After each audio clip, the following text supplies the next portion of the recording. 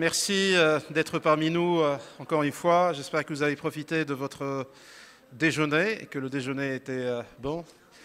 Je sais que ce n'est pas évident de revenir après un déjeuner aussi copieux, mais je sais que votre engagement est tellement important vis-à-vis de la RSE que vous êtes prêts à écouter ce qui va être dit. Ce qui va être dit actuellement est de grande envergure, avec des intervenants de très haute renommée.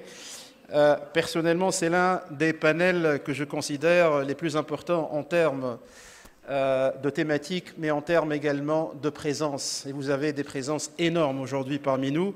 Alors, je vous demande d'abord de saluer notre modératrice, Madame Zainab Massoud, Managing Director The Dots. Zainab, marhaba bik.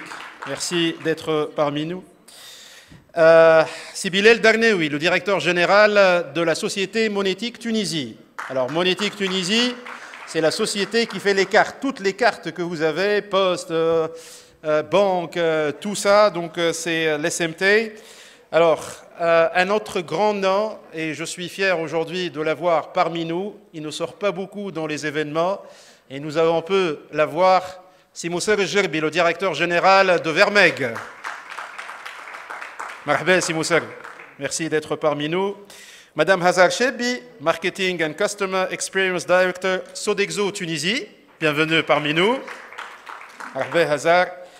Et puis, une dame exceptionnelle, en la personne de Madame Senek Souri, la CEO de Graines d'entrepreneurs, qui nous a ramené quelques pépites avec elle. Tout à l'heure, vous allez voir quelques enfants qui sont magnifiques, avec des plateformes très très intéressantes qui vont être présentées par la suite par Madame Ksouri. Et sans plus tarder, 1 heure de temps à votre disposition, Zainab, pour nous faire parler ce très beau panel. Alors effectivement, j'ai gardé le meilleur pour la fin. Hassan Mannaï, le directeur exécutif de la Fondation Tunisie pour le développement également, sera avec nous.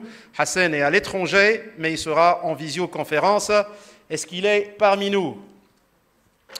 Hassan? Marhaba Hassan, merci de nous rejoindre. Merci à vous, merci pour l'invitation. Et sans plus tarder, je cède la parole à Madame Zainab Massoud, la modératrice de ce panel. Je rappelle donc inclusion digitale, la technologie à l'épreuve des inégalités. C'est l'axe sur lequel nous avons essayé de travailler sur ce panel. Zainab, à vous la parole. Merci beaucoup Enis. Marhaba bikoum. Donc je suis très très ravie aujourd'hui de modérer ce panel avec beaucoup d'amis déjà et d'autres personnes qui deviendront amis, j'espère. Donc nous allons parler inclusion numérique, nous allons parler digital. Ce domaine qui aujourd'hui représente ou joue un rôle essentiel dans le développement socio-économique. Donc la Tunisie a mis en place une stratégie digitale et cette stratégie est articulée autour d'axes. Je vais vous lire les axes parce qu'on va articuler ce panel autour des différents axes qui sont les piliers de la stratégie nationale. Donc les axes stratégiques sont les suivants. Donc, le premier, c'est d'assurer un accès universel à un Internet de haut débit, faciliter l'accès aux services publics grâce à leur numérisation, favoriser la digitalisation de l'administration, créer des emplois et générer de la valeur grâce au développement d'un écosystème florissant de start-up et encourager l'innovation et soutenir les initiatives novatrices. Donc cette stratégie bénéficie aujourd'hui de l'appui de la société civile, du secteur privé, et nous avons aujourd'hui parmi nous Monsieur Bilal Darneoui, qui est DG de la Société Monétique Tunisie, Si Mousser Gerbi, DG de Vermeg, Madame Hazar Chebi, Marketing Development Customer Experience Director, Sodexo, Tunisia et Morocco, c'est ça? Senek Souri, CEO de Graines d'entrepreneurs, et Si Hassan Mannaï, qui est DG de la Fondation Tunisie pour le développement. Donc nous allons démarrer par la SMT. La SMT est là depuis plus de 30 ans. Je pense que vous avez vécu la digitalisation de la professionnalisation de l'infrastructure, notamment télécom et d'accès. On ne peut pas parler d'inclusion digitale sans parler d'infrastructure. Sybille, est-ce que vous pouvez nous parler de ça, du développement de l'infra, des systèmes de paiement, choses que vous maîtrisez? Merci. Donc la SMT Monétique Tunisie, c'est pratiquement le cœur des paiements digitaux en Tunisie. La SMT, c'est 32 ans de vie aujourd'hui. Nous avons des clients, bien sûr, les banques tunisiennes sont clientes chez nous, la Poste aussi. Nous avons récemment avec nous les établissements de paiement pour tout ce qui est mobile payment dont on parlera tout à l'heure. Nous avons aussi des clients qui sont en Algérie, en Libye, au Cap-Vert et en Afrique. Donc on exporte notre savoir-faire en Afrique. Monétique Tunisie, c'est 6,6 millions de cartes en circulation aujourd'hui. Si on les rapporte, on rapporte ce nombre de cartes sur la population tunisienne, c'est pratiquement 60%. Donc on tombe sur le taux d'inclusion financière dont on parle énormément ces derniers temps. Monétique Tunisie aussi, à part le switch monétique, c'est aussi le switch mobile payment. L'année dernière, on a lancé le mobile payment en Tunisie, dont on commence à voir aujourd'hui les résultats et les utilisations. Et récemment aussi, nous avons été en tant qu'agrégateur de facturés pour tout ce qui est les factures publiques. Et donc, nous sommes au cœur réellement, en Monétique Tunisie, au cœur du système de paiement digital. Ça n'a pas été facile parce que ce n'est pas uniquement une question de technologie. Il y a beaucoup d'investissements en termes de sécurité qui sont faits au niveau de l'SMT. Donc il y a une partie de maîtrise technologie, mais au-delà de la technologie, c'est tout ce qui est développement des services à la clientèle, surtout le use case. Et vous savez tous très bien que Monétique Tunisie, on travaille 24 heures sur 24, 7 jours sur 7, on ne s'arrête jamais. Parce que les paiements ne s'arrêtent jamais, les paiements digitaux, disons, ne s'arrêtent jamais. Et au niveau des paiements digitaux, il y a je ne dirais pas une constante, mais une spécificité assez particulière dans les moyens de paiement. C'est ce qu'on appelle l'interopérabilité. On ne peut pas concevoir un paiement digital sans qu'il y ait une interopérabilité. Ça veut dire quoi, interopérabilité? C'est quelqu'un qui détient un moyen de paiement digital peut utiliser ce moyen n'importe où, n'importe quand. Donc, quelle que soit la banque acquéreur, que ce soit le commerçant, il doit accepter, du fait de l'interopérabilité, ces moyens de paiement. Et ça, c'est très important parce que ça implique derrière beaucoup de changements en termes de maîtrise du processus de paiement. Et ça a un impact très important sur ce qu'on appelle l'expérience client, Customer Experience. Et la notion d'expérience client, ce n'est pas une notion floue. On parle de théorie. C'est très, très important. Parce que si un utilisateur utilise son moyen de paiement la première fois et il est satisfait, automatiquement, il va réutiliser ce moyen de paiement.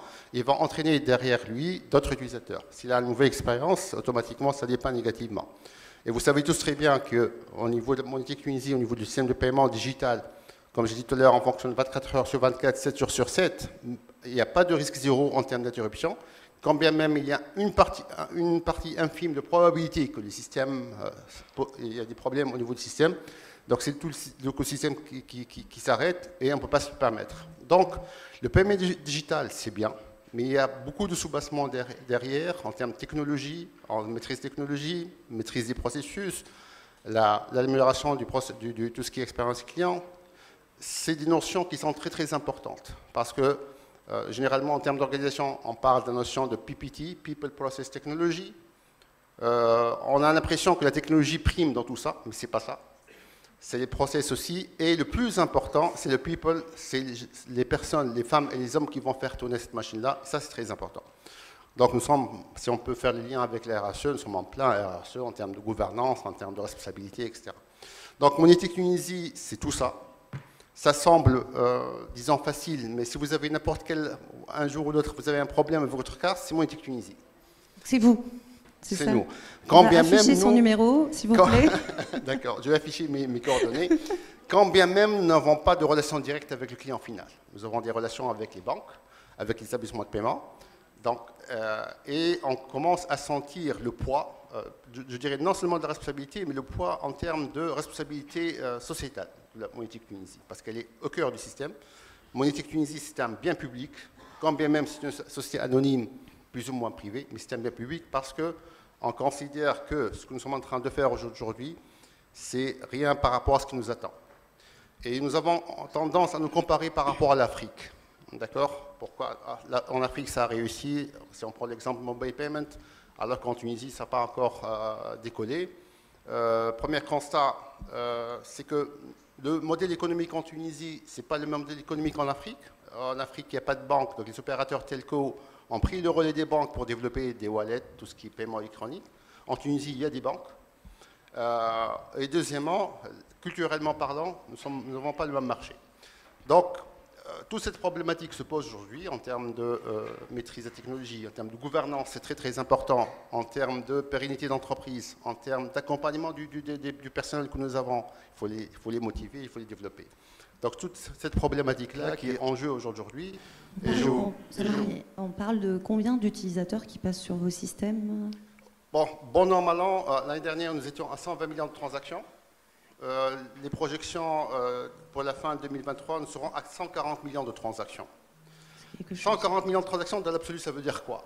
Ça veut dire rien du tout, si on ne peut pas comparer avec les autres. Mais il faut voir les use cases derrière. Quelles sont les transactions qui sont réalisées, ces opérations de retrait, ces opérations de paiement. Et on constate, si on voit les statistiques, il y a un changement de comportement sur le moyen et le long terme du consommateur tunisien. Avant, c'était 80% retrait et 20% paiement. Maintenant, nous sommes à 30 à 40% de paiement et de moins en moins de cash.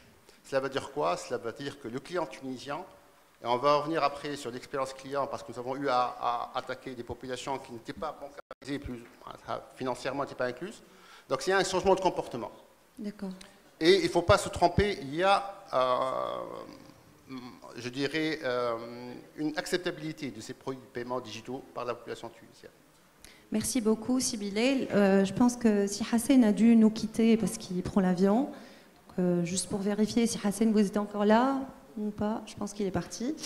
D'accord, donc c'est à toi, Si Mousser, de nous parler à la fois de Vermeg, mais aussi de la Fondation.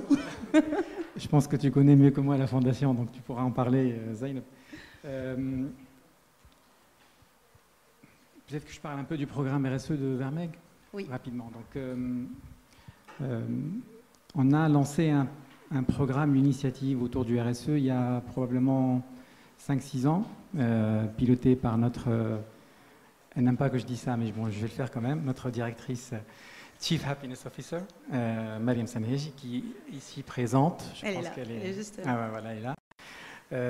Donc c'est un programme RSE qu'on a appelé Empowered by Vermeg, qui tourne autour de 3 axes. Le premier axe, c'est l'égalité des chances, Equal Opportunity, et on va en reparler. Le deuxième axe, c'est le mécénat autour de l'art et de la culture.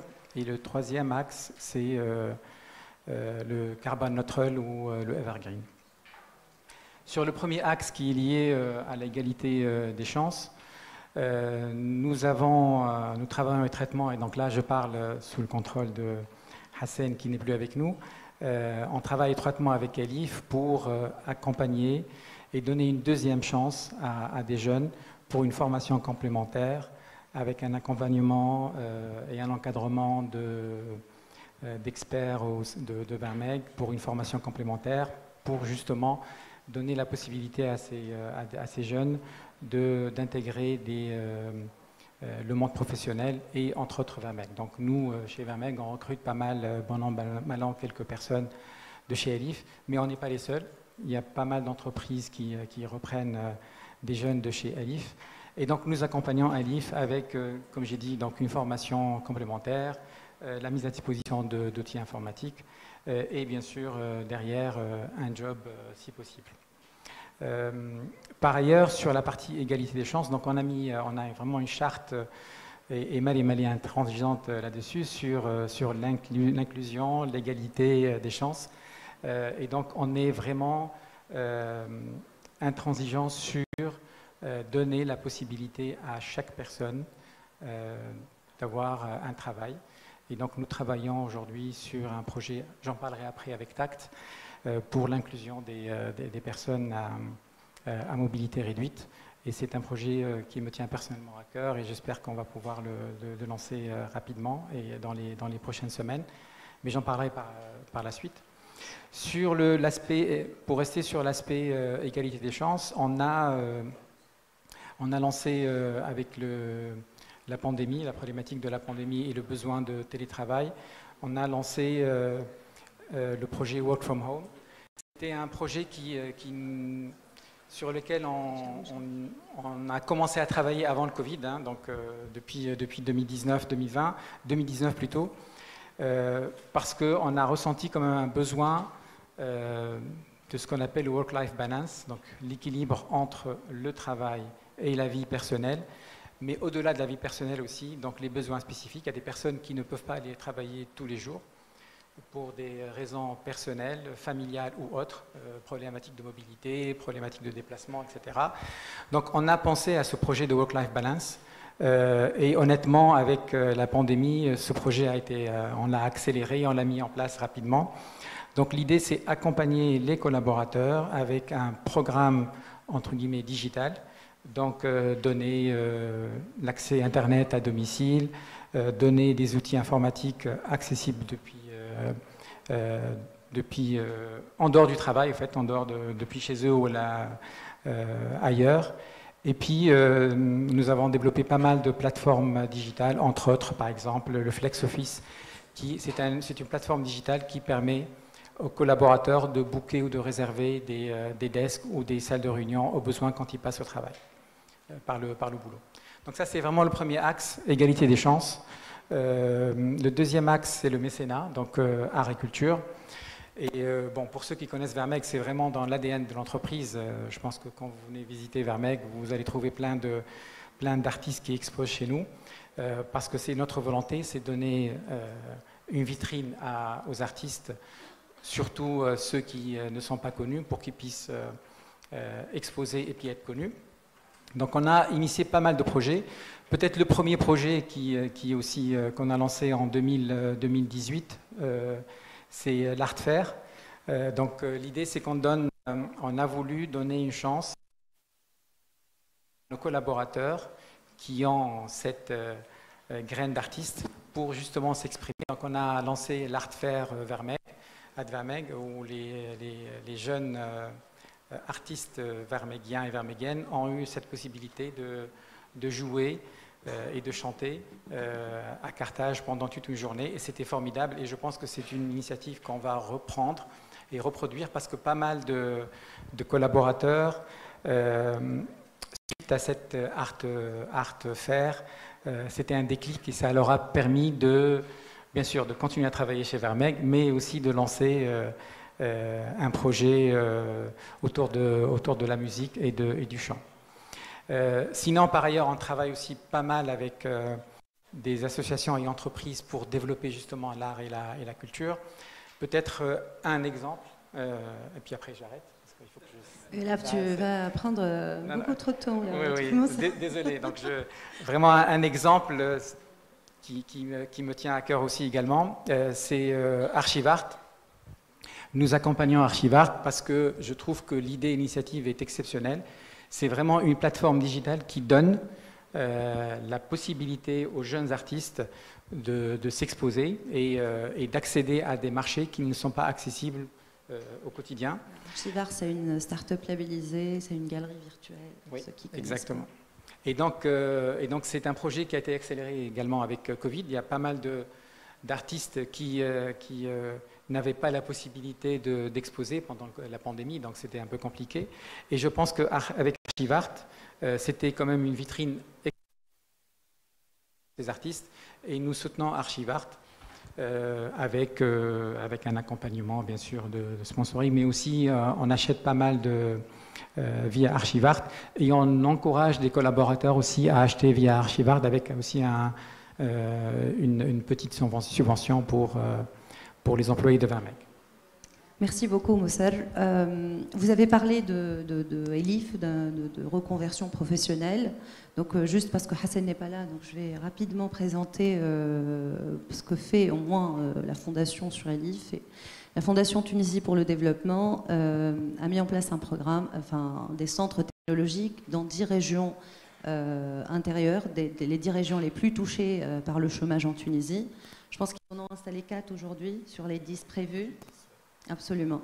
Donc dans ces centres, il y a des programmes de reconversion professionnelle. Ils reconvertissent un peu les diplômés scientifiques qui n'ont pas trouvé de travail pour donc les mettre en relation par la suite avec des entreprises technologiques telles que Vermeg et autres pour augmenter leurs chances d'être embauchés.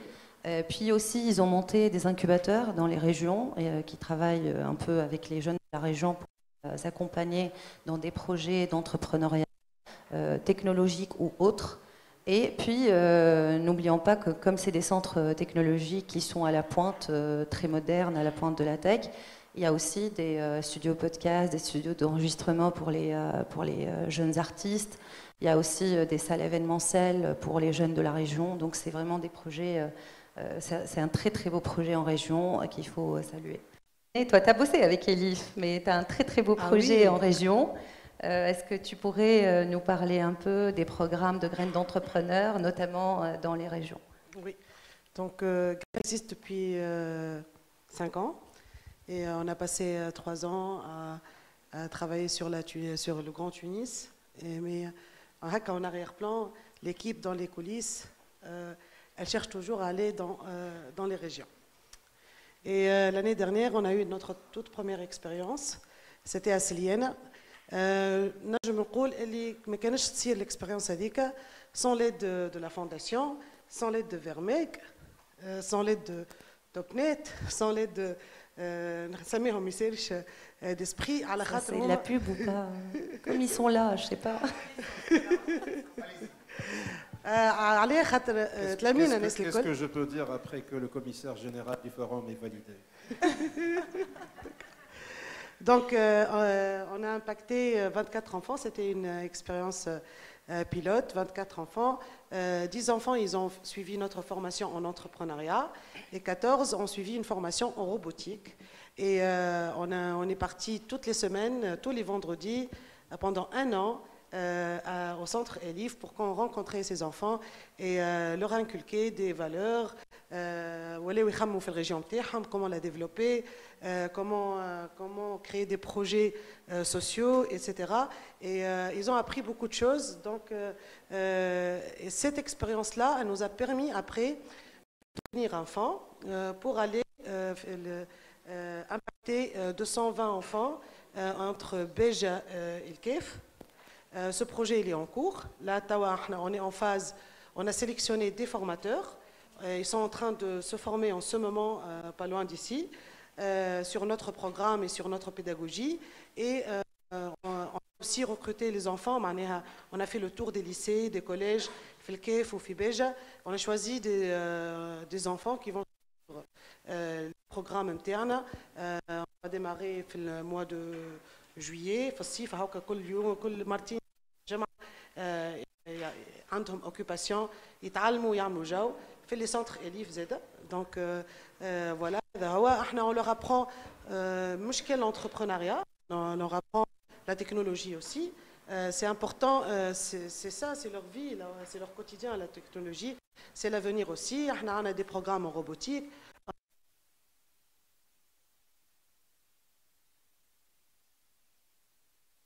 Pas que l'entrepreneuriat, c'est le programme le plus important, mais on a choisi aussi de faire découvrir certains métiers aux enfants. Ils ne savent pas encore ce qu'ils veulent faire, donc quand ils découvrent plein de choses, ils يختار son chemin, يختار وين ماشي شنو يحب يعرف, il se découvre, il découvre وين يحب يحط l'énergie نتاعو. Voilà. Une question comme ça, en arrivant dans ces régions citées, quels étaient les plus gros challenges au départ?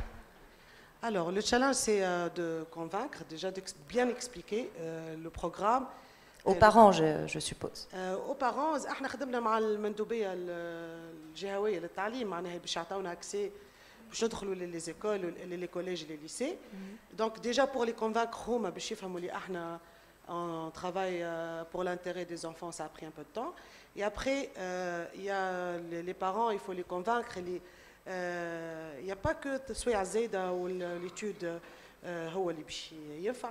ثم حاجات أخرين مهمين qui vont servir toute la vie. Le fait de savoir parler en public, le fait de savoir convaincre, de savoir structurer ses idées, de savoir expliquer à quelqu'un d'une façon fluide et logique. Donc tout ça, c'est des compétences. On a pris beaucoup de temps après, à l'âge adulte, ça m'a pris beaucoup de temps à apprendre ces compétences. Des enfants, ils sont capables de faire ça. Et on va le voir avec quelques graines. Et c'est important, ils gagnent beaucoup de temps. Est-ce qu'ils étaient à l'aise avec l'outil informatique? Très à l'aise. Alors, on a obtenu de très bons résultats pour le robotique, le groupe robotique, le colonne. Des robots et ils ont su exposer leur travail et l'expliquer des modèles et et quand on a fait une collecte pour acheter des kits robots. Merci. Donc des kits qu'on a distribués aux enfants باش يكملوا يخدموا حتى كي يوفي البروغرام يكملوا يخدموا على لي روبو نتاعهم ولتوا احنا كونتاكت معاهم ولتوا قاعدين يقدموا. Voilà. Merci beaucoup, Séné. On passe à Hazar. Donc, Sodexo est une multinationale qui a beaucoup travaillé sur la transformation digitale, notamment la dématérialisation de ses services clients, de passer des bons aux cartes. Est-ce que tu pourrais nous décrire tout ça et nous faire un retour d'expérience? Merci Zainab. En fait, Sodexo s'est lancé dans la transformation digitale vers 2010. Et donc, bien sûr, riche de l'expérience au niveau global. Et donc, on a pu profiter de des expériences dans d'autres pays parce que Sodexo est présent dans plus de 80 pays. Mais surtout, on a cherché et veillé à ce qu'on soit proche du marché tunisien. Donc, on a aussi fait des études de marché en local. On a cherché à comprendre les besoins de nos clients, des consommateurs et des restaurateurs qui acceptent nos services. Et donc, il y avait un besoin. Bien sûr, il y avait des early adopters, donc pas toutes les entreprises étaient portées sur le côté digital et numérique de nos services. On a cherché à les concevoir avec eux pour être plus à même d'apporter cette réponse qui, n'est-ce pas? Donc, et après, en fait, on a commencé aussi en interne parce que la transformation démarre en interne. Il y a un aspect de change management qui est très important, passer du papier vers une carte ou vers des solutions de paiement. En fait, c'est très important de l'appréhender en interne, d'accompagner. On avait à ce qu'on puisse faire grandir les talents en local. C'est vrai qu'on reste ouvert à des expertises quand on n'a pas l'expertise en local ou en interne, j'entends. Mais c'était important de faire grandir, de faire partager. Et c'est là où démarre l'inclusion, en fait. Donc, dans un programme où il y a des structures qui ont un programme de RSE, ils sont conscients que tout se construit à l'intérieur, que ce soit en cohérence avec une vision et une mission d'une entreprise. Et faire embarquer les collaborateurs est un point très important pour la réussite de tous les projets à vocation RSE. Donc, en fait, on a lancé donc une première carte et après, on a cherché à l'étoffer en collaboration tout récemment avec l'SMT parce qu'on a switché d'une carte privative sur nos propres TPE vers une carte qui se veut White EMV, donc compatible avec tous les systèmes de paiement. Et ça permettait d'avoir une inclusion au niveau des commerçants parce que ça facilitait la mise en place.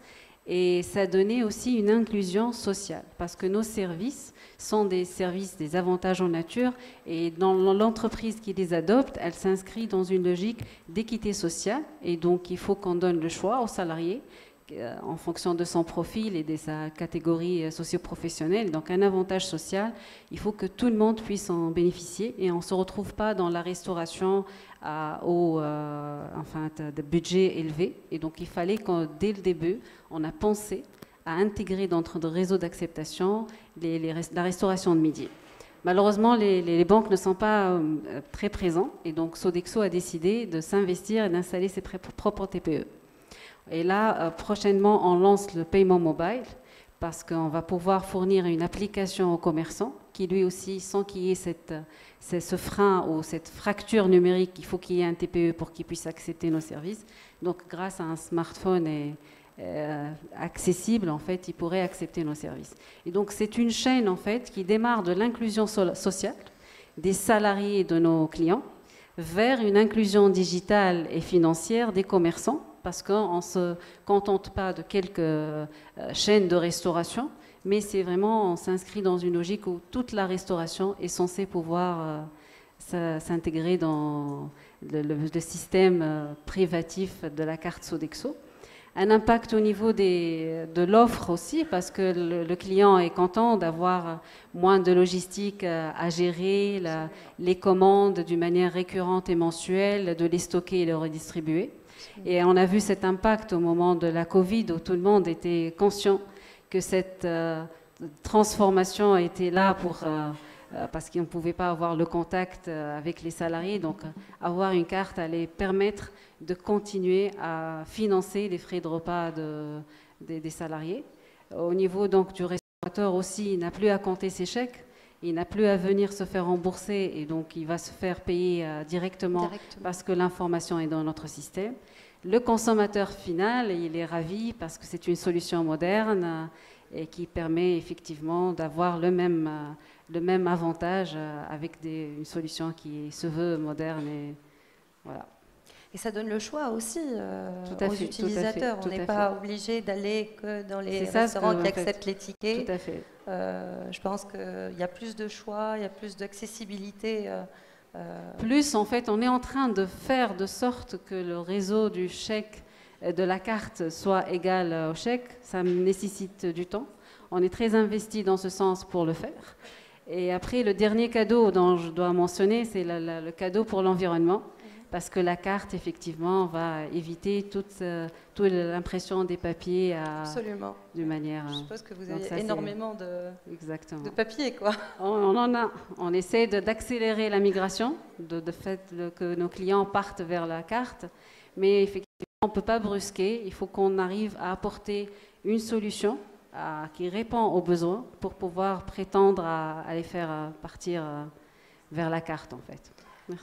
Merci beaucoup Azar. Peut-être un petit témoignage parce que j'ai vécu, et donc comme j'ai dit tout à l'heure, Vermeeg fait partie des premiers clients qui ont adopté la carte digitale. Mais ce qui est intéressant, parce que vous avez bien parlé de la transformation et la nécessité de faire un accompagnement, les gens, surtout les early adopters, sont souvent réticents au début pour toute transformation de leur manière au quotidien de faire. Donc, et je me rappelle, c'est une anecdote, mais heureusement qu'on est passé à autre chose maintenant. Mais au départ, Sodexo a eu la brillante idée de mettre à disposition des early adopters, donc des premières entreprises. Donc, elle donne la carte digitale, mais elle a donné aussi des bornes interactives pour que les gens retirent les cartes, avec la carte, prennent des tickets resto. Ça a duré 2-3 mois, je pense. Et puis après, les gens ont adapté la carte. Mais je pense qu'il fallait cette transition pour change management, pour rassurer les gens, les accompagner. Et ça a duré 2-3 mois. Pareil, dans une autre vie, hein, c'est un peu plus peut-être Sybille peut en témoigner, mais avec la carte e-dinar, quand la Poste a lancé la carte e-dinar en 2003-2004 peut-être, à peu près, oui. 2003, je pense. Ouais. Ouais. On a constaté encore étudiante. On a constaté au fait que les étudiants retiraient tout leur solde en 24 heures ou 48 heures maximum. Donc, ils préféraient avoir l'argent dans la poche plutôt que sur la carte. Mais pareil, ça a duré peut-être un peu plus que 2-3 mois, mais ça a duré 1 an ou 2. Et par la suite, maintenant, les étudiants utilisent la carte e-dinar de manière normale et classique. Mais le change management est important. Absolument, il faut établir cette relation de confiance entre l'utilisateur final et la carte, le moyen digital. Alors, on parle de carte, donc on revient vers vous, Sybille. Aujourd'hui, Sodexo est une multinationale, mais il y a beaucoup de start-up, il y a beaucoup d'entreprises technologiques. Oui, effectivement. En parlant Hassan, en fait, il s'est déconnecté et il a pris l'avion. J'avais dit, tu n'étais pas concentré, Nice. parlant de FinTech, effectivement, moi, je voudrais partager avec vous 3 expériences que nous avons vécues au niveau de l'écosystème de paiement digital en Tunisie. Premièrement, c'est durant la période Covid, donc il y a eu 2020-2021, tout ce qui est les transferts, les aides sociales. En 2020, nous avons été amenés à gérer pratiquement 300 000 familles, je pense. En 2021, nous avons eu à gérer 1 million de familles. 1 million de familles qui avaient besoin d'une assistance, disons, d'une subvention, dans 300 dinars, et on a pu gérer cette population-là avec un wallet, un portefeuille électronique. C'est pas forcément sur des smartphones, mais aussi sur des téléphones de première génération qu'on appelle des écrans gris. Donc ça a eu un succès. Donc, on est passé sur l'USSD et ça a eu un succès. Les populations ont pu retirer ces subventions directement sur des distributeurs sans carte, ce qu'on appelle cardless. Donc ça veut dire quoi? Cela veut dire que quand il y a un use case qui est très intéressant et qui est motivant pour la population adhère rapidement. Deuxième use case et expérience que je voudrais partager avec vous, c'est la partie inclusion financière des femmes rurales. Donc nous avons eu à développer des applications, on leur a demandé de concevoir des applications sur le smartphone, comment ces femmes rurales voient ces applications de mobile payment. Parce que nous, au niveau du système, malheureusement, we are in the box. Donc on doit se sortir et voir comment le système fonctionne. Donc on a donné la parole et ils ont amené et proposé des solutions auxquelles nous n'avons jamais pensé. Donc, pas uniquement en termes de paiement, mais en termes de gestion, ce qu'on appelle l'interopérabilité, tout ce qui est l'instant payment, tout ce qui est transfert d'un wallet à un wallet. C'est du use case réellement très porteur pour des femmes rurales qui vendent des produits d'artisanat. Troisième expérience que nous avons vécue aussi pour voir l'impact en termes d'RSE, c'est les facturiers. Donc, nous avons eu à traiter avec la STEG et la SONET dans le cadre du projet PaySmart, qui est un caractère de facturier. Il faut savoir que la STEG et la SONET éditent, bon an, mal an, 40 millions de factures, papier. Donc, si on arrive à, disons, récupérer 10-15% de ces factures papier en digital, paiement digital, on a imaginé le coût. Mais au jour d'aujourd'hui, au niveau du e-commerce, par exemple, commerce électronique, il faut séparer les choses d'ailleurs entre le commerce de paiement de facture et le commerce face-to-face ou le commerce à distance. Mais tout ce qui est paiement de facture, si on arrive à gérer l'ensemble des paiements de facture des grands facturiers en Tunisie, imagine l'impact sur l'environnement, imagine l'impact sur l'écosystème, imaginez l'économie de coûts que nous sommes en train de faire. Et le temps aussi. Et le temps aussi pour tout le monde, pour l'administration en termes de recouvrement, en termes de traçabilité des opérations, pour le citoyen en termes de gain de temps. Et on peut multiplier ces use cases à l'infini. Imaginez le paiement des vignettes, imaginez les paiements des redevances municipales, tout ce qui est les autorisations de bâtir, toutes les autorisations possibles et imaginables pour lesquelles le Tunisien, le citoyen doit se déplacer pour payer l'administration, on peut la payer à distance. Conceptuellement parlant, ce n'est pas un problème. Ce n'est pas un problème parce qu'on peut concevoir des solutions et on les a conçues déjà des solutions. Point de vue paiement, on gère la partie paiement, donc il reste quelques soucis en termes de réglementation pour libérer tout cela. Mais les incitatifs sont là. C'est pour ça que je voulais partager avec vous 3 expériences qui sont réelles au jour d'aujourd'hui, qui ont un impact immédiat, que ce soit sur l'environnement, sur les populations non incluses financièrement, et quel gain ça pourrait apporter à l'économie nationale et à l'environnement. Merci beaucoup. Je reviens vers vous, Simousser. Vous êtes également président de TACT, la Tunisian Association for Communication and Technology. TACT travaille sur différents programmes d'inclusion. Est-ce que vous pouvez nous présenter merci Zainab de me donner l'occasion de parler de TACT.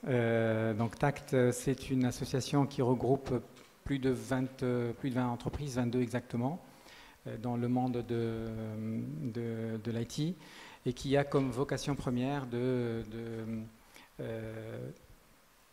mettre en avant la destination Tunisie pour les entreprises qui souhaitent s'installer en Tunisie. C'est à peu près 15 000 ingénieurs aujourd'hui et nous travaillons avec les différentes structures pour justement mettre en avant la destination Tunisie, même si des fois c'est un peu difficile. Donc cette année, on a eu par exemple Capgemini qui a fait le choix de renforcer son implantation en Tunisie avec un objectif à 2026, avoir 5 000 ingénieurs en Tunisie. Aujourd'hui, ils sont 250, un peu moins de 300. Pareil, Deloitte, la partie IT. Ils vont commencer à, pas délocaliser, mais alléger la structure du Portugal pour s'installer en Tunisie. Et ils ont fait le choix de la Tunisie par rapport au Maroc, et c'est vraiment une belle victoire, parce qu'ils ont constaté que nous avons un vivier fort de compétences et d'expertise en Tunisie. Et donc, pareil, ils ont un objectif à échéance 2026 d'avoir 3000 ingénieurs en Tunisie. Donc ça, c'est des projets concrets. Et, nous les accompagnons aussi pour la formation des nouvelles recrues, mais aussi identifier les bonnes écoles, les bons cursus de formation et les moyens de recruter de manière rapide. Parce qu'avoir 3000 ingénieurs en 3 ans, il y a du boulot, quoi. Il y a du boulot. C'est challengeant. C'est challengeant, oui, exact. Sinon, pour les projets TACT, j'ai en tête 2, à titre d'exemple. Donc le premier, c'est TechLink qu'on a initié et lancé l'année dernière. Et TechLink a comme ambition c'est un incubateur qui accompagne et aide les startups pour le développement de solutions autour du digital et aider les structures, les petits jeunes à lancer des projets innovants autour du développement, que ce soit pour les jeunes qui se lancent dans des projets innovants, comme j'ai dit tout à l'heure, ou bien pour des projets innovants à l'intérieur du pays autour de l'aide des jeunes entrepreneurs dans le monde rural principalement. Et il y a à peu près 12 projets qui ont été initiés aujourd'hui, qui sont dans divers domaines, hein, que ce soit dans le monde IT, dans le monde éducation, dans le monde agriculture aussi, dans le monde médical et santé. Peut-être j'en citerai 2 ou 3. Le premier, c'est, j'espère que je prononce bien, Binomi, ça veut dire mon binôme en fait. Et l'idée, c'est, Binomi, c'est une plateforme de partage, donner la possibilité aux jeunes de mettre à disposition ou identifier des locaux pour pouvoir louer un studio ou un appartement et pouvoir s'installer en partage. Donc c'est comme une colocation et l'idée, c'est mettre à disposition cette plateforme pour justement informer les jeunes sur la disponibilité de logements. Le deuxième, peut-être Yagri, Y-A-G-R-I. L'idée, c'est justement aider et accompagner les jeunes agriculteurs avec un travail de sélection de données agricoles pour justement une aide à la décision et les aider et les accompagner avec des fortes recommandations en termes d'irrigation, etc. Et c'est un projet qui marche super bien parce qu'il y a pas mal d'agriculteurs jeunes qui ont cette couche un peu informatique ou IT qui ont adhéré à cette plateforme. Sinon, il y a 2-3 plateformes autour de l'éducation aussi. Pour ceux qui connaissent, il y a Pronote par exemple. C'est une plateforme qui est le relais entre l'élève, l'enseignant et le parent.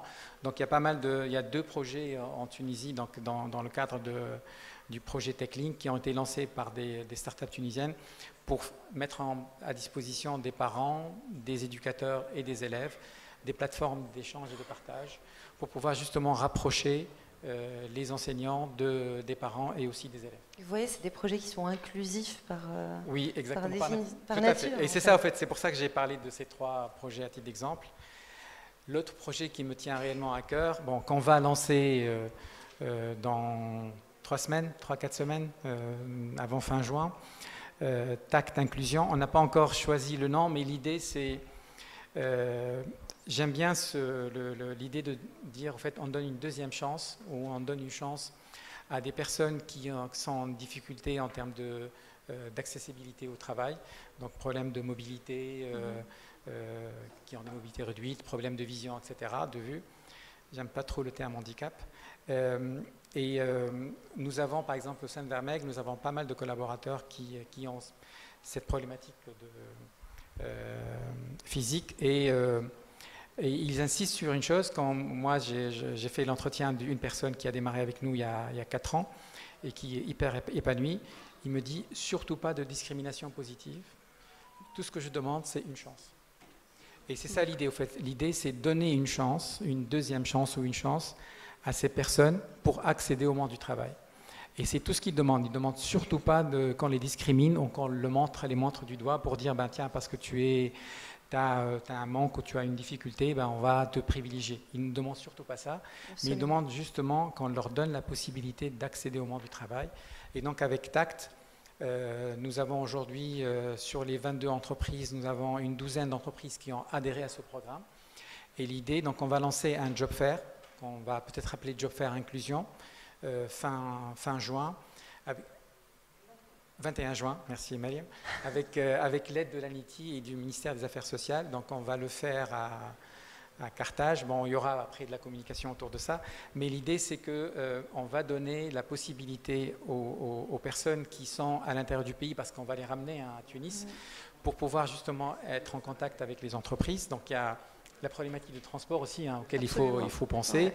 L'accès aux locaux, et bien sûr, avec l'aide de Handicap International aussi, on va travailler, on parle d'inclusion digitale, on va travailler sur des outils pour faciliter la lecture, les personnes qui ont un problème de visibilité, problème d'audition aussi, et bien sûr l'accès aux locaux pour les personnes qui ont une problématique de mobilité. Donc sur les douzaines d'entreprises de TACT, nous avons aujourd'hui 125 postes d'emploi qui sont ouverts et qui vont être proposés aux personnes qui vont venir à ce job fair le 21 juin.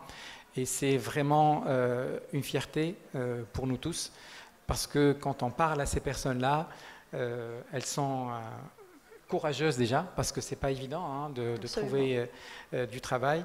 Et puis elles sont, quand on voit le sourire et la joie dans leurs yeux, on est tous contents. Et j'espère qu'on va pouvoir... Notre ambition, c'était avoir 200 personnes. Si on arrive à avoir 125 personnes qui vont intégrer les entreprises de TACT, ce serait une belle victoire pour un premier job fair inclusion. C'est magnifique, c'est magnifique, ça mérite vraiment, absolument. C'est magnifique. Merci beaucoup, Moussel. Je reviens à toi, Séné. Je ne sais pas pourquoi je te tutoie parmi les autres, tu es tellement proche comme ça. Donc, quand on parle de technologie numérique, c'est souvent des outils extraordinaires. Oui. Les jeunes et les enfants y adhèrent très très facilement, mais il y a certains risques. Alors, comment est-ce que vous accompagnez ces enfants, ces adolescents dans leur démarche d'inclusion numérique tout en les protégeant? Donc, il y a un travail qui se fait sur plusieurs plans. Donc, le premier plan, je dirais que montrer à l'enfant qu'on pourrait utiliser la technologie pour quelque chose d'utile. Parce que, enfant ou adulte, on peut passer des heures à scroller. Donc, pendant des heures et des heures à scroller. On aime bien scroller. Et c'est une perte considérable de temps. Et chez l'enfant, ça impacte très négativement la croissance de l'enfant. Ça dépend de l'âge, mais ça pourrait avoir un impact très, très négatif. Donc le premier axe, c'est de leur montrer qu'on pourrait, au lieu d'être consommateur de la technologie, on pourrait être créateur de technologie. C'est pour ça qu'on a des ateliers de programmation, on a une spécialité qui s'appelle Graines de YouTubeur. Donc, on apprend à faire des montages vidéo, on apprend à faire le tournage, à faire une mise en scène, à écrire les épisodes et à choisir un contenu constructif et utile. Donc, il y a cet axe-là où on peut montrer que voilà, il y a des choses utiles qu'on pourrait faire, il y a le loisir, on peut jouer, mais on peut aussi faire autre chose. Il y a aussi le côté sensibilisation, c'est-à-dire sensibiliser surtout le parent, parce que certains parents, ils savent qu'il y a un danger, mais peut-être ils ne savent pas comment s'y prendre ou à quel point il y a un danger et comment se comporter face à un problème d'addiction, par exemple, à l'écran. On a fait des webinaires et on a invité pas mal de gens, des psychologues, des pédopsychiatres, des parents qui ont parlé de leur expérience de contrôle parental, comment choisir et installer le bon logiciel de contrôle parental et comment contrôler contrôler l'accès à la technologie sans frustrer l'enfant. C'est-à-dire, si on lui donne 1h30 par jour maximum, voilà, 30 minutes par jour, et 1 heure pendant les vacances, c'est-à-dire il faut s'arranger, il faut trouver un deal avec le jeune parce que le privé complètement, c'est inutile, ça ne sert à rien. Il va revenir... on ne peut pas l'isoler de la technologie. C'est un outil qui est là, on va l'utiliser, mais il faut que ce soit bien utilisé. Il faut que le parent soit conscient, l'école soit consciente et l'enfant aussi. Donc je pense qu'il y a cet axe-là aussi qui est important, où on doit expliquer aux enfants, aux parents, qu'il y a des logiciels qui vont nous permettre de contrôler le nombre d'heures, de contrôler quel site on peut visiter, etc. Il y a aussi le côté de cybersécurité. Aussi, on a fait un webinaire sur ça. Il y a des petites astuces qui permettent de protéger les mots de passe, les accès, ne pas ouvrir des emails suspicieux. Voilà, donc il y a plein d'astuces simples, mais il faut les connaître. Donc, et surtout, si on remarque qu'un enfant est addicted aux écrans et qu'on n'arrive pas à régler le problème, il faut aller consulter un expert, un pédopsychiatre qui va l'accompagner petit à petit à régler ce problème. C'est un problème qui est général en ce moment, surtout après les 2 années de Covid. Voilà. Merci beaucoup. Il y a cet aspect-là, mais il y a aussi un autre aspect, c'est que dès qu'ils apprennent à bien coder, ils se penchent vers le côté dark web et le côté dark de la chose. Hein. Il faut prendre ça en considération et les sensibiliser. Il faut être conscient des dangers, il faut expliquer à nous, chez Graines... Ils adorent être hackers. Dans leur tête, ils sont tous... Oui, chez Graines, c'est-à-dire la manière... On apprend aux enfants beaucoup de choses qu'on apprend généralement à l'université. Et pourquoi il arrive à apprendre ça? Parce qu'il y a ce côté pédagogique, il y a le fait qu'on les écoute, qu'on les prend au sérieux, c'est-à-dire on ne leur dit pas, toi tu ne comprends pas, fais ceci, fais cela, et voilà, c'est ça. Non, il y a un dialogue, on essaie de convaincre, de sortir les arguments, d'écouter l'argument de l'enfant et de trouver un terrain d'entente avec eux. Donc, ça se passe comme ça chez Graines et chez pas mal de parents. Mais il y a aussi ce côté contrôle, il ne faut pas négliger, le contrôle parental. Il y a des logiciels qui sont très puissants, qui permettent aux parents d'être tranquilles par rapport au site web qu'un enfant peut consulter. Parce que ça peut cacher beaucoup de dangers. Donc voilà. Donc, merci. Merci Séné.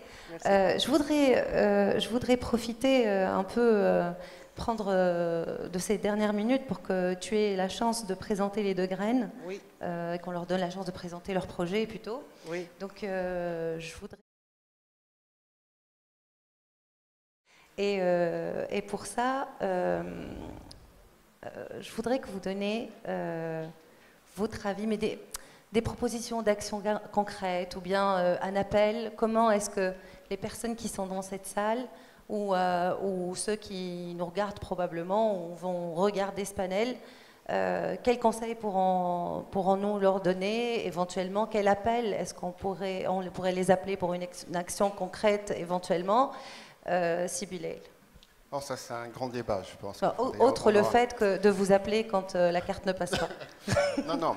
Mais tout à l'heure, on a parlé de la problématique de la communication grand public. Effectivement, il y a beaucoup de communication à faire, pas de la communication dans l'absolu, mais une vulgarisation sur ces nouvelles technologies inclusives, surtout les paiements digitaux. Et je pense que ce n'est pas uniquement l'affaire des opérateurs financiers, mais aussi l'affaire de l'État, de communiquer et de, je dirais, dépassionner ces débats-là qui sont en termes d'appropriation des projets, des produits, etc. Donc il y a un gros problème en termes de communication à faire et faciliter le maximum possible l'utilisation de ces nouveaux moyens de paiement digitaux. Donc pour faire le lien avec la RSE, c'est vrai que ça impacte énormément en termes macroéconomiques, tout ce qui est la digitalisation des moyens de paiement digitaux. Donc le message que je voudrais passer, c'est faites le relais en termes de communication sur les concepts que nous avons partagés cette journée-là. Et je pense que petit à petit, on va créer cette dynamique-là pour inclure toute cette population. Merci beaucoup. Moussar? Encore une fois, rendez-vous le 21 juin pour TAC d'inclusion. J'invite les personnes qui ont dans leur entourage des personnes avec des besoins spécifiques de les inviter à ce salon-là. C'est hyper important pour nous. Peut-être un message. Ce que nous avons constaté depuis le lancement du programme Empowered by Vermeg au sein de Vermeg, c'est que la RSE est un sujet qui tient à cœur à beaucoup de jeunes aujourd'hui. Et je pense que les entreprises, et je pense qu'il y en a pas mal ici aujourd'hui autour de nous, doivent donner cette possibilité aux employés de faire du bénévolat. Pas forcément 2-3 jours par semaine, mais dédier une partie des horaires de travail pour faire du bénévolat. C'est important pour l'épanouissement personnel de la personne, mais aussi c'est une reconnaissance de l'entreprise par rapport au travail dans toute la partie CSR. Donc ça, c'est peut-être un message important. On peut pas communiquer sur ça, mais bientôt, il y aura un projet, une plateforme qui va être développée par une grande amie qui va lancer sa start-up autour du bénévolat RSE. Et je pense que c'est un projet qui va réussir. En tout cas, elle aura le soutien de Vermeg sur ce projet-là. Et j'invite toutes les entreprises qui souhaitent y contribuer de nous contacter pour le lancement de cette start-up. Elle est là, elle porte une veste rouge, cherchez la personne dans la salle. Hazar? En fait, je pense que pour l'entreprise, s'investir dans le RSE d'une manière générale, c'est important de le mettre dans la mission et que ce ne soit pas juste une action à communiquer. Parce que quand ça a du sens, quand c'est cohérent avec ce que fait l'entreprise, c'est impactant. Et ça donne envie à d'autres entreprises, à ses clients, à ses fournisseurs de se lancer dans la RSE. Et c'est ça, en fait, c'est la masse qui va faire qu'on va avoir de l'impact. C'est la masse qui va faire qu'on va pouvoir bouleverser quelques paradigmes. Maintenant, au niveau de l'État, je pense que l'inclusion digitale, il y a une grande responsabilité qui incombe à l'État parce que ça doit être une politique générale vers laquelle tout le monde va converger. L'entreprise va contribuer, le citoyen. Parfois, il y a une maturité digitale et quelques entreprises ont une responsabilité plus importante parce qu'ils ont accès à cette maturité et qui fait qu'ils doivent la partager. Il faut être généreux. Le savoir-faire, on ne le perd pas si on le partage avec d'autres personnes. Ça va se démultiplier. Et rester toujours proche d'une entreprise, elle a une vocation économique. Si elle est proche de ses clients, elle est cohérente dans ce qu'elle fait, elle va pouvoir contribuer d'une façon ou une autre à une inclusion sociale, au digital, au économique. Et c'est ce que fait par exemple Sodexo. C'est vraiment dans les chiffres qu'on le retrouve, les petits restaurants qu'on veut accompagner parce qu'on a besoin de ce tissu économique, de leur faire de sorte à ce qu'ils aient un chiffre d'affaires stable et donc ça renforce leur pérennité. Au niveau des entreprises, il y a les petites entreprises ne vont pas pouvoir avoir accès à nos services malgré qu'il y a une exonération derrière et donc c'est une manne pour ces petites entreprises. Grâce au digital, parce qu'on a fait un site e-commerce, ils peuvent se procurer nos services et bénéficier de cette exonération qui donne vraiment un bon coup de pouce à leur business en fait.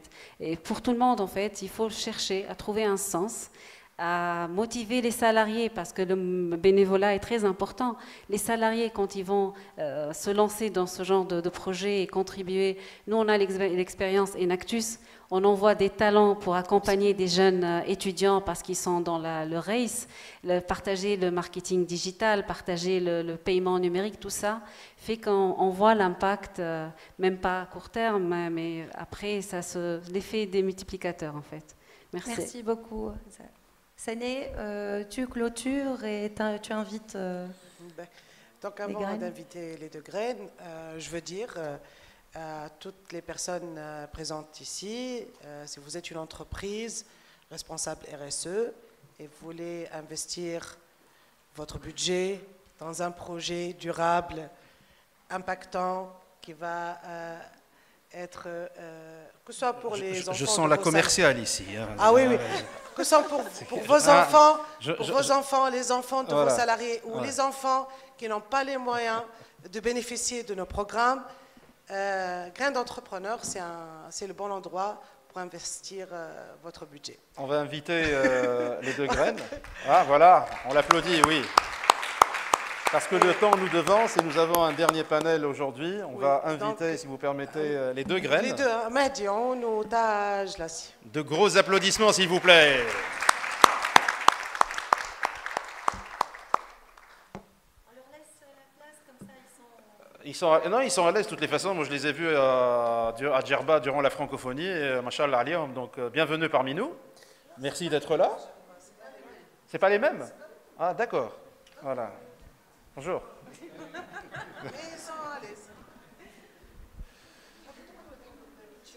Alors, vous allez nous présenter ce que vous êtes en train de faire, Mahdi? C'est comme vous voulez. Hein. Donc, je suis Tajla, j'ai 11 ans.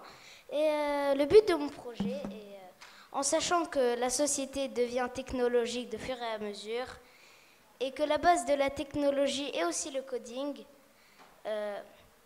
je pense que apprendre le coding doit être nécessaire dans l'éducation ces derniers temps. Et donc j'ai développé un jeu de société qui permet d'apprendre le coding tout en s'amusant. Bravo, bravo. Tu peux nous dire plus sur ton jeu, c'est quoi? Et après on passe à Matt. Oui. C'est un jeu qui fonctionne à base de jetons. Un peu comme Scratch, qui est très facile à utiliser et qui peut regrouper plusieurs personnes et s'amuser beaucoup. C'est quoi Scratch? Il a son prototype. Parce que je ne sais pas pour vous, Moussel, les autres, mais moi c'était les billes de mon temps. Hein, donc les billes et puis... donc le truc c'est ça finalement. C'est quoi un scratch? C'est quoi un scratch? Donc scratch c'est une page qui permet d'apprendre le coding à base de de blocs, oui, comme des blocs avancés, tournés à droite, tournés à gauche, qui est très facile à utiliser et beaucoup conseillé pour les débutants. Ben, si tu arrives à apprendre, moi je serai... Voilà, moi je suis partant. Après ce panel-là, on ira ensemble et là tu me diras comment faire. J'y arriverai peut-être? Tu as déjà des clients pour ton app là. Beaucoup de clients. Tu veux pas avoir Vermeil comme client encore, mon seul là, donc, Pourquoi pas? Mahdi, bienvenue parmi nous. Merci beaucoup. Bonjour à tous. Je m'appelle Mahdi Aoun, j'ai 14 ans et j'étudie à l'ISC à Carthage. Et mon projet, c'est une plateforme de gaming qui s'appelle Gamers On. C'est une plateforme où on apprend à jouer aux jeux vidéo grâce à des astuces et des mécanismes appris par des coachs formés par les formateurs des formateurs. Et ensuite, quand le niveau est assez bien pour créer du contenu dessus, on rajoute une formation sur comment développer une chaîne YouTube et comment devenir YouTuber gamer. Bravo, bravo. Et TikToker par la même occasion? C'est possible? Peut-être. En deuxième phase? On n'envisagera jamais. Il y a de la demande, On parce que moi envisagera et Nice, on n'y arrive pas.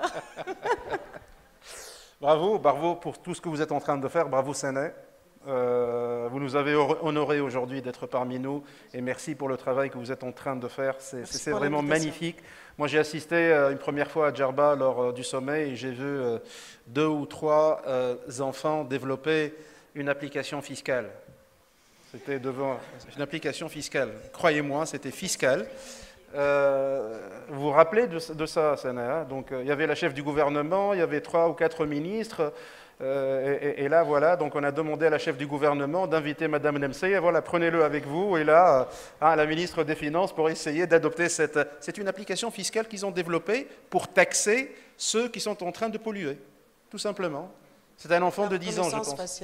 Voilà, reconnaissance faciale et tout le truc, et tout le monde, y compris la chef du gouvernement, était bouche bée. Je dis, voilà, donc le futur de la Tunisie, et c'est grâce donc au travail que fait Senexour, et je vous demande de l'applaudir vraiment pour tout ce travail, pour la pérennisation de ce travail également. Merci Séné pour cette joie que vous êtes en train de donner, aussi bien aux jeunes de montrer leur potentiel, mais également l'épanouissement qui est le leur et l'épanouissement de leurs parents également, parce que je pense qu'un parent qui a un enfant comme ça est un parent qui est épanoui.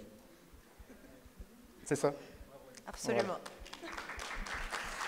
Ben voilà, nous arrivons donc au terme de ce panel sur l'inclusion digitale avec cette les brillantes interventions. Alors je voudrais qu'on commence par saluer Madame Sanek Souri. Voilà, merci beaucoup Sanek. Graine d'entrepreneur, Madame Hazar Chebi, donc Sodexo. Voilà, merci beaucoup. Notre chère modératrice Zainab Massoud, qui a mené avec brio cette belle discussion. Managing Director de DOT. Sibilel Darnaoui, merci beaucoup, directeur général de la Société Monétique Tunisie. Et un grand merci également à Simousser Gerbi, directeur général de Vermeg. Merci encore pour tout le travail que vous êtes en train de faire. Merci encore. Alors, sans transition, comme dirait PPDA, donc, on va passer au panel suivant. Et le panel suivant, ça va parler d'autre chose non moins importante, la RSE et l'économie sociale et solidaire, l'ESS. Et pour ça, j'invite Sikhlil Abidi, voilà, donc le commissaire général du Forum qui sera modérateur donc, de ce panel. J'invite également Silotfi Ben Issa, l'expert en matière d'économie sociale et solidaire, Madame Mariam Zine, la directrice générale d'Advance. Elle est où, Mariam? Elle est là. Et une autre invitée qui est venue de France, donc, qui représente Advance également. J'ajouterai aussi Sid Ahmed Zral, le CEO d'Alba Silk Deco.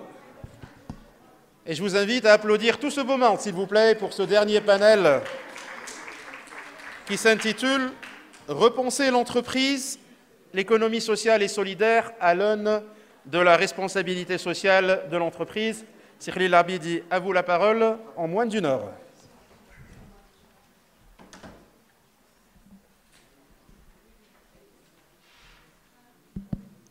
Bonjour tout le monde, ou bonsoir plutôt. C'est Anis, il me donne une mission assez difficile, c'est le dernier panel, les gens sont fatigués. Il me demande de finir un petit peu avant 5 heures, mais en plus il me donne le micro 10 heures en retard, 10 minutes en retard plutôt. Donc je vais essayer de faire le plus rapidement possible parce que ça ne sera pas socialement responsable de vous fatiguer encore plus. Donc voilà, sans vraiment aller plus loin, je voudrais présenter aujourd'hui le panel sur repenser l'entreprise, l'ESS à l'aune de la RSE. Aujourd'hui, nous avons l'honneur de recevoir en débat ici Madame Mariam Zine, directrice générale d'Advance Tunisie, Madame Catherine Brown, qui nous vient tout droit de France, spécialement pour l'événement. Elle est aussi à Advance, mais France. À ma droite, un ami, un ancien collègue. En fait, si je veux me mettre à le présenter, je vais prendre beaucoup de temps. Parce qu'il est en même temps, il passe de fiscaliste à philosophe, à enseignant, à expert en économie sociale et solidaire. J'ai nommé Monsieur Lotfi Ben Aissa, qui se présentera un peu plus tout à l'heure. Et un des talents de la Tunisie, c'est Ahmed Zral, qui aujourd'hui il est acteur, pratiquement l'acteur unique en Tunisie en matière de production de soie naturelle. Donc il va nous parler de l'expérience de son entreprise en matière de RSE. Je commence un petit peu par faire un premier tour et demander à nos chers panélistes. Je me présente moi-même, Khalil Abidi, donc je suis commissaire général du forum. Je commence par passer le micro à nos deux dames pour juste se présenter et présenter brièvement leur entreprise. Et après, on fera un deuxième tour.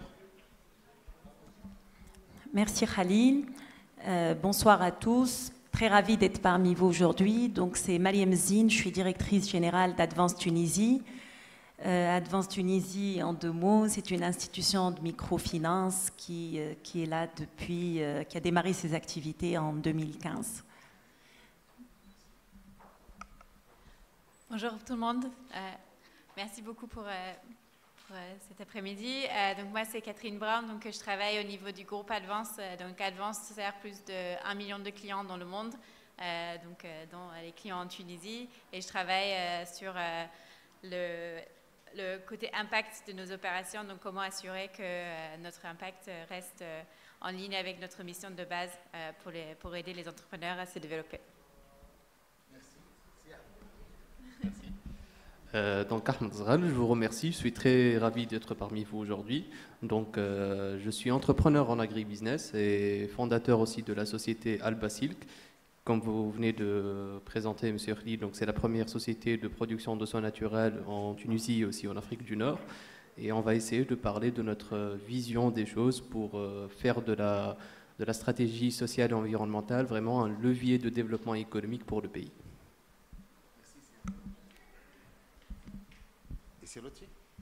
Merci, cher ami.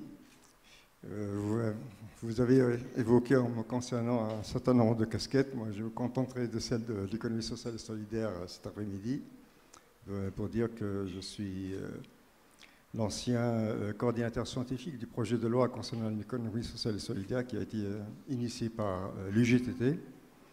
Et actuellement, je préside la commission ESS, section locale du CIRIEC International. C'est un centre de recherche international qui s'occupe de la politique sociale, publique et coopérative et qui existe sur tous les continents. En tout cas, la section tunisienne, c'est la première en terre d'Afrique. Merci bien, c'est Lotfi. Donc après cette présentation, si Ahmed, je vais vous emprunter le terme, on va essayer de faire dans la soie aujourd'hui, ou dans la dentelle peut-être. Voilà, le sujet de ce panel, il est un petit peu intriguant. L'ESS à l'aune de la RSE, quelle relation entre l'ESS et la RSE? Peut-on parler de relation? Peut-on parler... Quand on parle de ESS et RSE, on est toujours dans le giron des objectifs, des 7 objectifs de développement durable. Quelle relation entre les deux?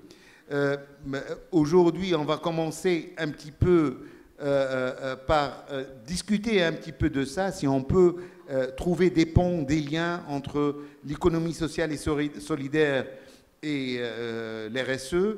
Je vais demander pour cette mission assez difficile à M. Lotfi Ben Aissa de planter un petit peu le décor en guise d'introduction à notre sujet. Merci. Écoutez, la RSE, la responsabilité sociale de l'entreprise, participe d'une démarche volontaire s'agissant du secteur privé ou public. C'est-à-dire qu'il n'y a pas une obligation légale d'observer certaines règles en matière de responsabilité sociale. Et il existe bien entendu un corpus réglementaire qui encadre donc cette implication de l'entreprise qui pourrait se revendiquer la qualité d'entreprise citoyenne dans la mesure où, au-delà de ses obligations juridiques, c'est-à-dire fiscales, en matière de déclaration de ses obligations sociales, en matière de couverture sociale par rapport aux employés, etc., elle s'oblige par rapport à des objectifs environnementaux, sociaux et sociétaux. Alors qu'en face, nous avons l'entreprise de l'économie sociale et solidaire qui, elle,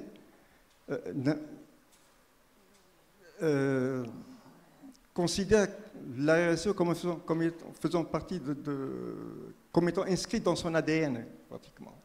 Puisque, comme son nom l'indique, l'économie sociale et solidaire est par définition met l'homme au-dessus de tout, c'est-à-dire que dans la priorité à l'humain, à la société. Dans ces objectifs de développement, vous avez évoqué les 17 ODD, eh ben, l'ESS, elle s'y implique systématiquement. Et donc, même au niveau de ça, au niveau de la loi, l'économie sociale solidaire s'oblige de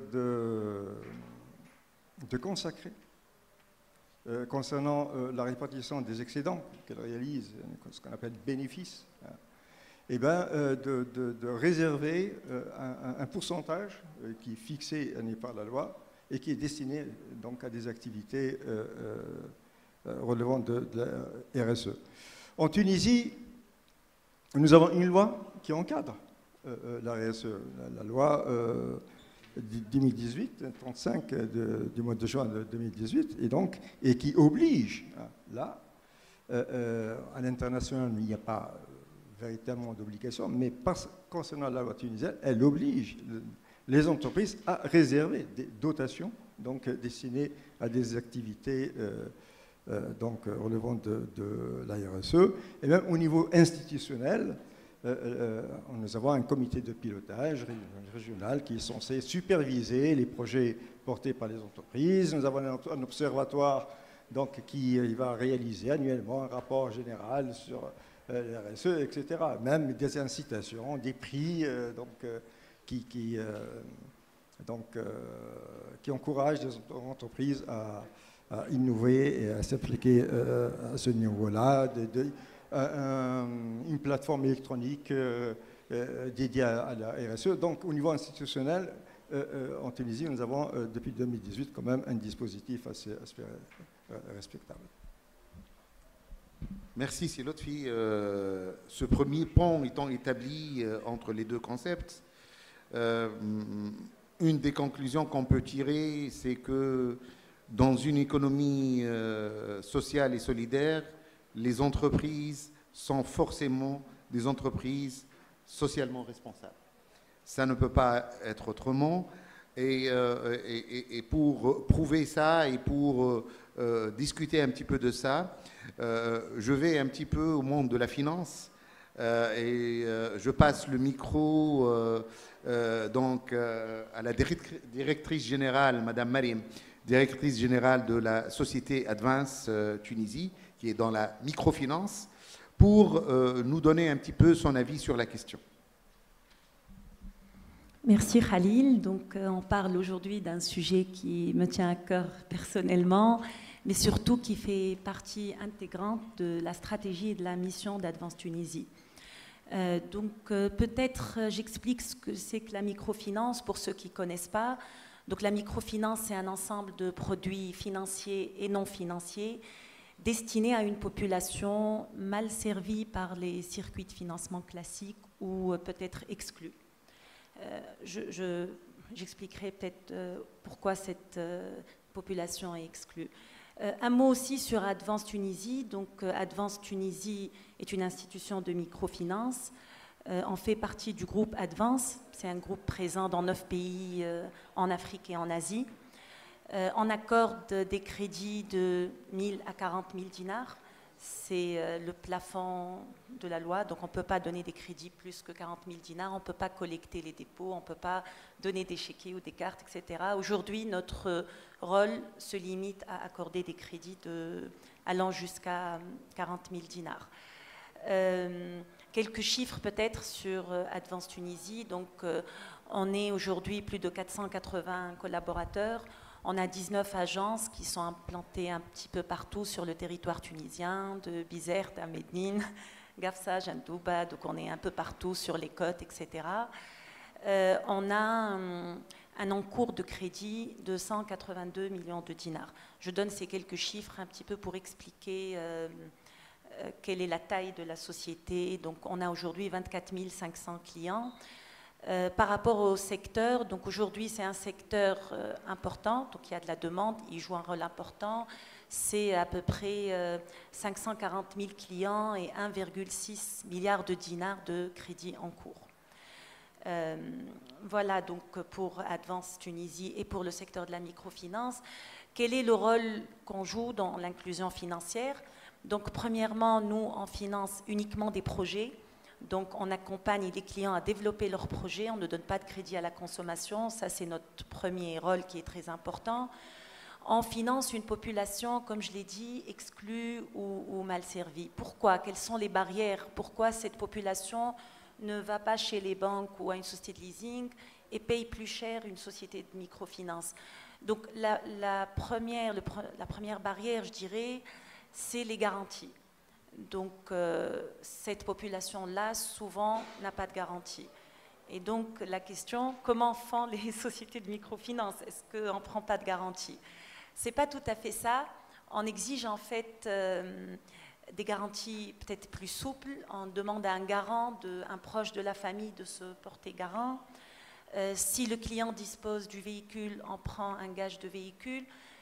Mais réellement, ces garanties-là sont là à titre dissuasif. On n'arrive pas jusqu'au contentieux avec nos clients. Notre vraie garantie, c'est notre connaissance du client, si c'est un client qui renouvelle son crédit. Et aussi, c'est l'enquête de voisinage sur la moralité, la réputation du client. C'est ça notre garantie. Donc, c'est un modèle de proximité. On a des agents qui se déplacent chez le client et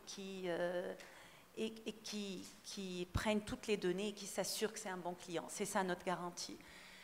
La deuxième barrière pour l'accès au financement de cette population, c'est aussi, par exemple, la demande d'un business plan.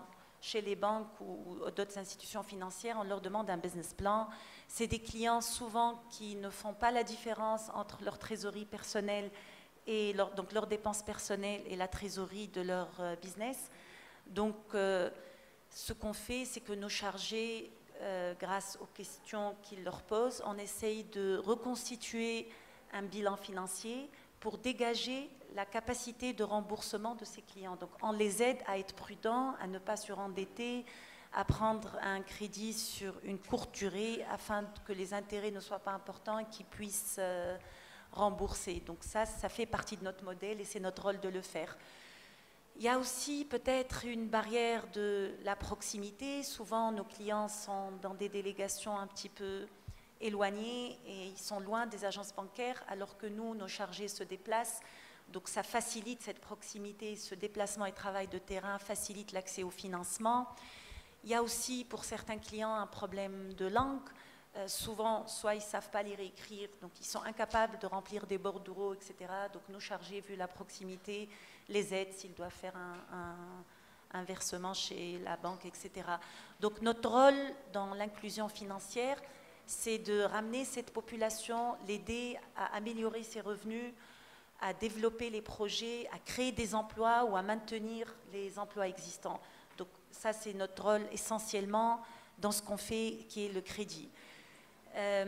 La nouveauté, c'est que la loi a changé et que les sociétés, les institutions de microfinance ont le droit maintenant de commercialiser des produits de microassurance.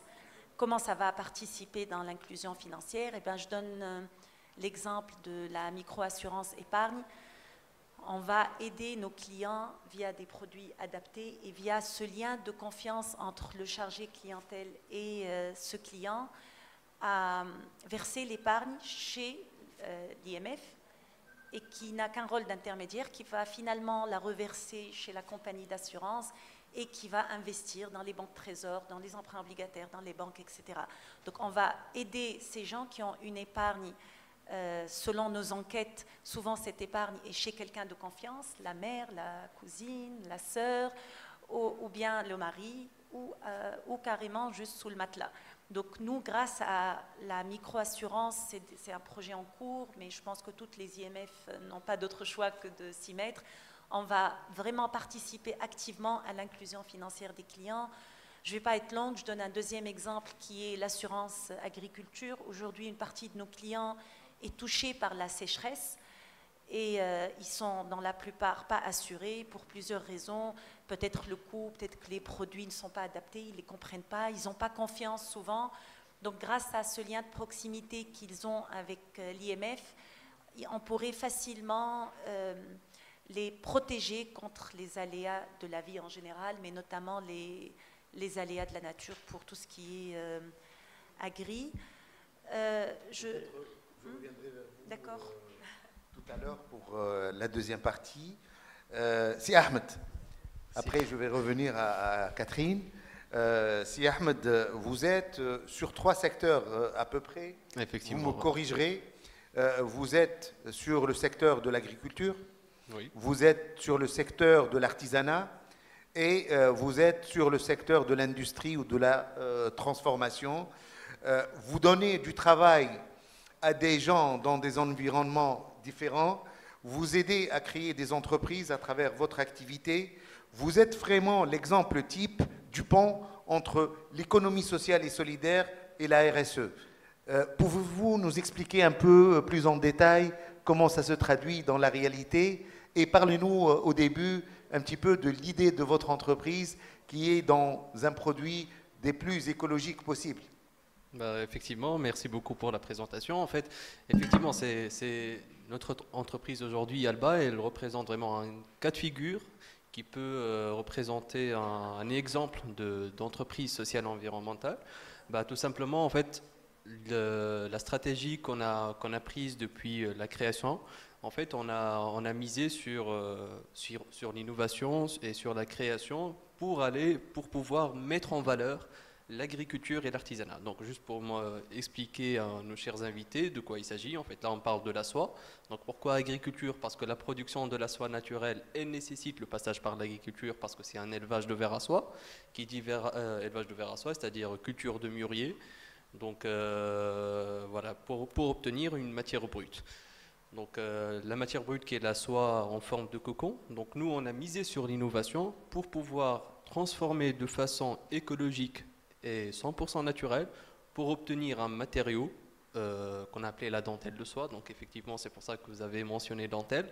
Donc c'est une dentelle de soie artisanale faite à la main qui n'a aucun impact sur l'environnement et qui est faite par la même équipe qui fait en fait toute la partie agricole. Donc là, on parle de tous les maillons de la chaîne de valeur qui permettent le passage d'un produit brut jusqu'à proposer un produit à forte valeur ajoutée.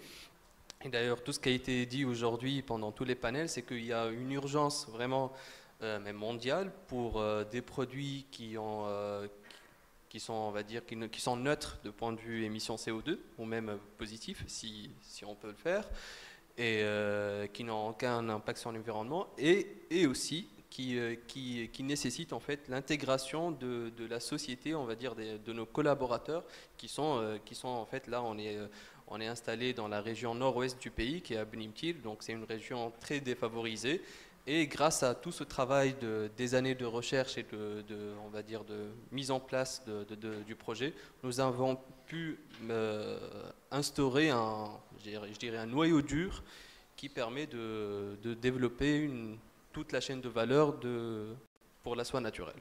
Donc, juste pour appuyer tout ça, en fait, l'idée aujourd'hui, c'est que le Covid et aussi toutes les crises qu'on a vécues ces dernières années, donc ça a accéléré un peu les choses. Donc, il y a vraiment un intérêt pour aller chercher des matériaux, même des produits qui n'ont pas de valeur négative sur l'environnement.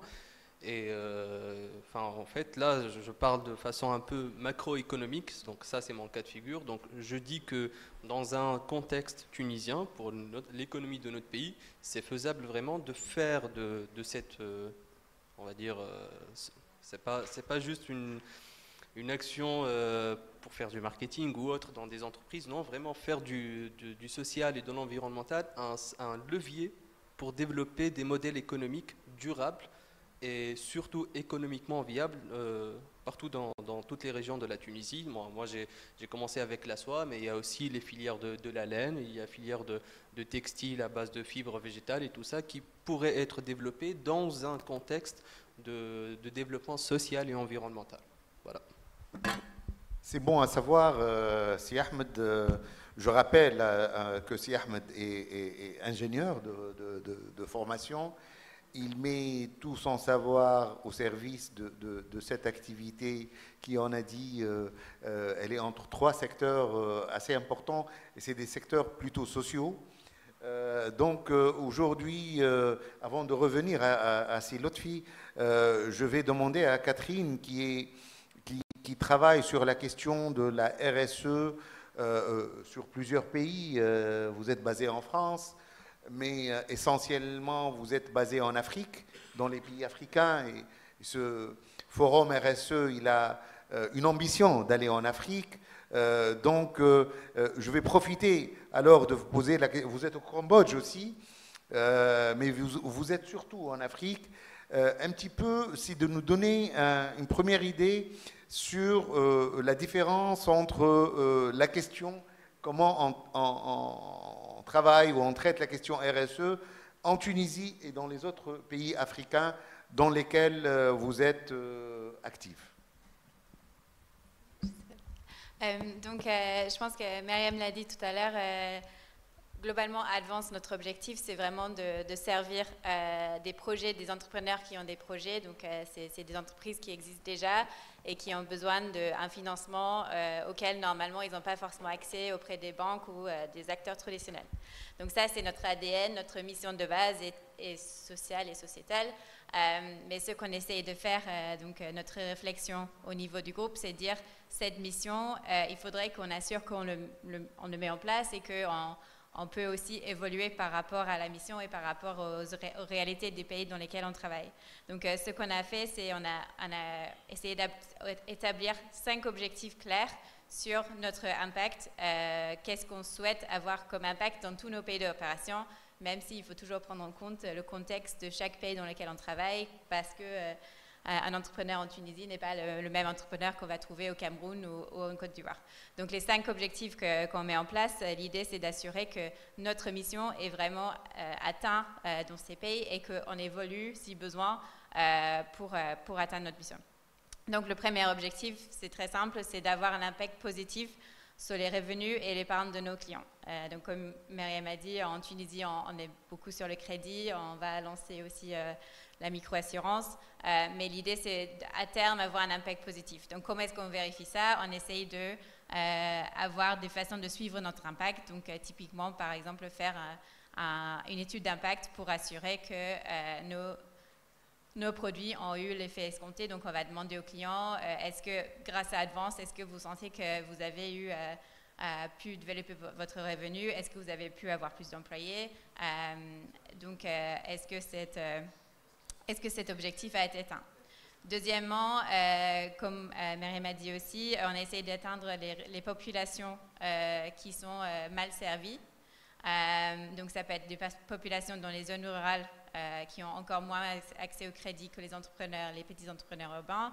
ou ça peut être par exemple aussi des femmes. Donc typiquement aujourd'hui on a un projet parce qu'on voit que pour les femmes il y a encore plus de barrières à l'inclusion financière et on sait que dans nos pays d'opération on n'a pas forcément un équilibre complètement sur le nombre de femmes entrepreneurs qu'on finance. Donc aujourd'hui on essaye de faire un projet, donc en Tunisie on fait un projet aussi pour comprendre les barrières à l'accès aux finances pour les femmes, parce que par exemple en matière de garantie, les femmes vont avoir encore moins de garanties, elles vont avoir besoin d'un accès à l'information sur c'est quoi les services financiers, comment est-ce que ça peut m'aider, et elles vont avoir des barrières au développement de leur entreprise au long terme. Donc on essaye de aussi assurer que nos services atteignent des personnes qui ont vraiment besoin de services. Troisièmement, on va servir des personnes qui peut-être ont des problèmes pour lire, pour écrire.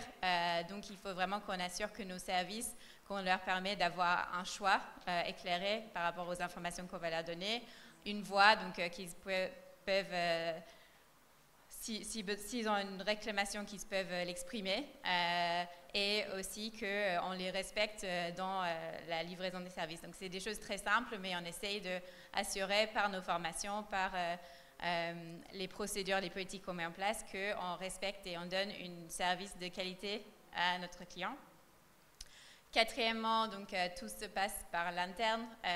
Donc on essaye d'assurer aussi que pour nos employés, Advance est un environnement sain et équitable pour tout le monde, et qu'on a une protection pour nos employés, qu'on a des politiques RH développées pour nos employés.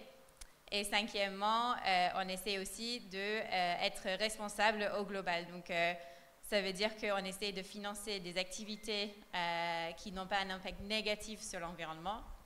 Et aujourd'hui, on commence à faire face à une problématique qui est importante en Tunisie, c'est le fait que le climat, donc le changement climatique, va de plus en plus impacter nos clients.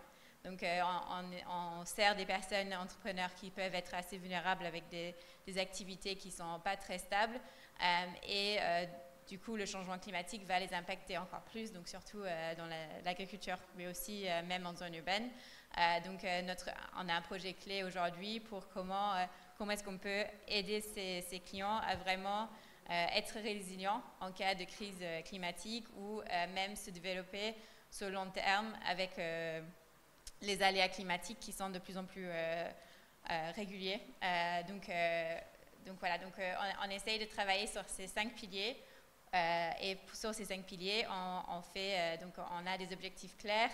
On essaie de partager les objectifs à tous les niveaux de l'institution, donc que ce soit au niveau du CA jusqu'aux employés, pour qu'ils soient au courant de quels sont nos objectifs sociaux. Et on met en place des indicateurs pour suivre est-ce qu'on est en train d'atteindre ces objectifs, et des projets clés pour corriger des choses si on pense qu'il y a des impacts où on doit réagir et adopter notre modèle. Merci beaucoup, c'est bien clair, mais vous ne m'avez pas répondu sur la question, je reviendrai vers vous tout à l'heure peut-être sur la question, on en a discuté tout à l'heure pendant le déjeuner, sur les contraintes qui ne sont pas les mêmes dans les différents pays, etc., sur le niveau d'implémentation, la compréhension, etc., qui sont un peu différents, parce que ça nous intéresse un petit peu de faire la comparaison. Mais avant de revenir vers vous, je me retourne vers Sir Lotfi. Comme vous l'avez dit tout à l'heure, Sir Lotfi, il y a une loi pour la RSE, il y a une loi pour l'ESS. On dirait que pour la Tunisie, on est toujours les premiers à légiférer. Ce n'est pas un problème, mais toujours l'implémentation reste un petit peu incomplète, inachevée. On a toujours le goût de l'inachevé, des décrets qui ne sortent pas, des problématiques, des institutions qu'on ne met pas en place, qu'on déclare dans des lois qu'on ne met pas en place, etc., etc. Je sais que vous êtes aussi très actif dans les cercles de réflexion de l'UJTT. qui fait de l'ESS surtout un cheval de bataille. Est-ce que vous pouvez nous donner votre avis par rapport à cette question de législation qui reste à un stade théorique et qui ne passe pas toujours au niveau d'implémentation? Merci. Oui, effectivement, vous avez mis le doigt sur un problème récurrent dans notre culture, politique, de manière générale, puisque, effectivement, on se satisfait généralement d'un cadre législatif qui, lui, n'est opérationnel que dans la mesure où les textes d'application qu'il prévoit seraient au rendez-vous. Or, pour le cadre de l'économie sociale et solidaire en Tunisie, force est de constater que, après avoir perdu 3 années dans le processus gouvernemental, puisque le projet dont je vous ai parlé, moi j'étais le coordinateur scientifique de ce projet, on avait remis le document au gouvernement Chehd à l'époque au mois de novembre 2016. Il ne sort du gouvernement pour être transmis à l'Assemblée que 3 années plus tard. Et il a fallu que, à la veille du départ de Chehd, précisément. On s'est rattrapé en moins d'1 année au niveau législatif. On avait un texte au mois de juin 2020 qui prévoit 6 décrets d'application, un certain nombre d'arrêtés ministériels. Et bien, au jour d'aujourd'hui, c'est-à-dire 3 années plus tard, ça fait 6 années quand même, aucun texte d'application n'a été publié, bien que un certain nombre d'entre eux aient été préparés et dans des délais précis, puisque la loi avait, pour certains décrets, déterminé donc un calendrier tel que le décret sur le label entreprise économie sociale et solidaire, qui a été préparé en 2 mois et déposé et qui a été programmé dans un conseil des ministres, le dernier du gouvernement qui était à l'époque. Donc vous voyez, l'économie sociale et solidaire paye en Tunisie le prix fort de l'instabilité politique. Et c'est très malheureux parce que l'ESS en Tunisie aujourd'hui constitue une véritable réponse au problème de l'essoufflement du modèle de développement qui a prévalu depuis des décennies en Tunisie. Et aujourd'hui, on parle de la responsabilité sociale de l'entreprise. Il est vrai que, sur le processus réglementaire, on vient d'en parler, il y a un blocage. Écoutez, l'adresse officielle de l'économie sociale et solidaire, c'est le ministère de l'Emploi, lequel ministère est sans ministre depuis plus de 3 mois. Donc, vous voyez que ça pose vraiment un problème. 2, le ministre congédié a pris l'engagement que ces textes seraient programmés dans un conseil des ministres avant la fin de l'année 2022. Donc, pour éviter que le processus de validation soit prolongé avec la nouvelle Assemblée. Donc, on va attendre que le texte de loi, qui fait l'objet de certains amendements, accompagné de textes d'application qui sont déjà prêts, soit transmis à la nouvelle Assemblée et rebelote. Donc, il va falloir expliquer au niveau des députés ce qu'est l'ESS, son histoire, les enjeux, et pour faire valider les amendements et passer à l'action au niveau du pouvoir exécutif. Mais le terrain, lui, il n'attend pas. Et heureusement que la particularité de l'ESS en Tunisie, c'est qu'elle soit portée réellement par la société civile. C'est-à-dire qu'elle avance sur le terrain malgré ces blocages, malgré ces pesanteurs. Et moi, j'ai envie de vous rappeler l'exemple emblématique de l'engagement d'une composante de l'économie sociale et solidaire par rapport, effectivement, de la responsabilité sociale et sociétale et environnementale de l'entreprise. L'expérience de l'association de protection des oasis de Gemna.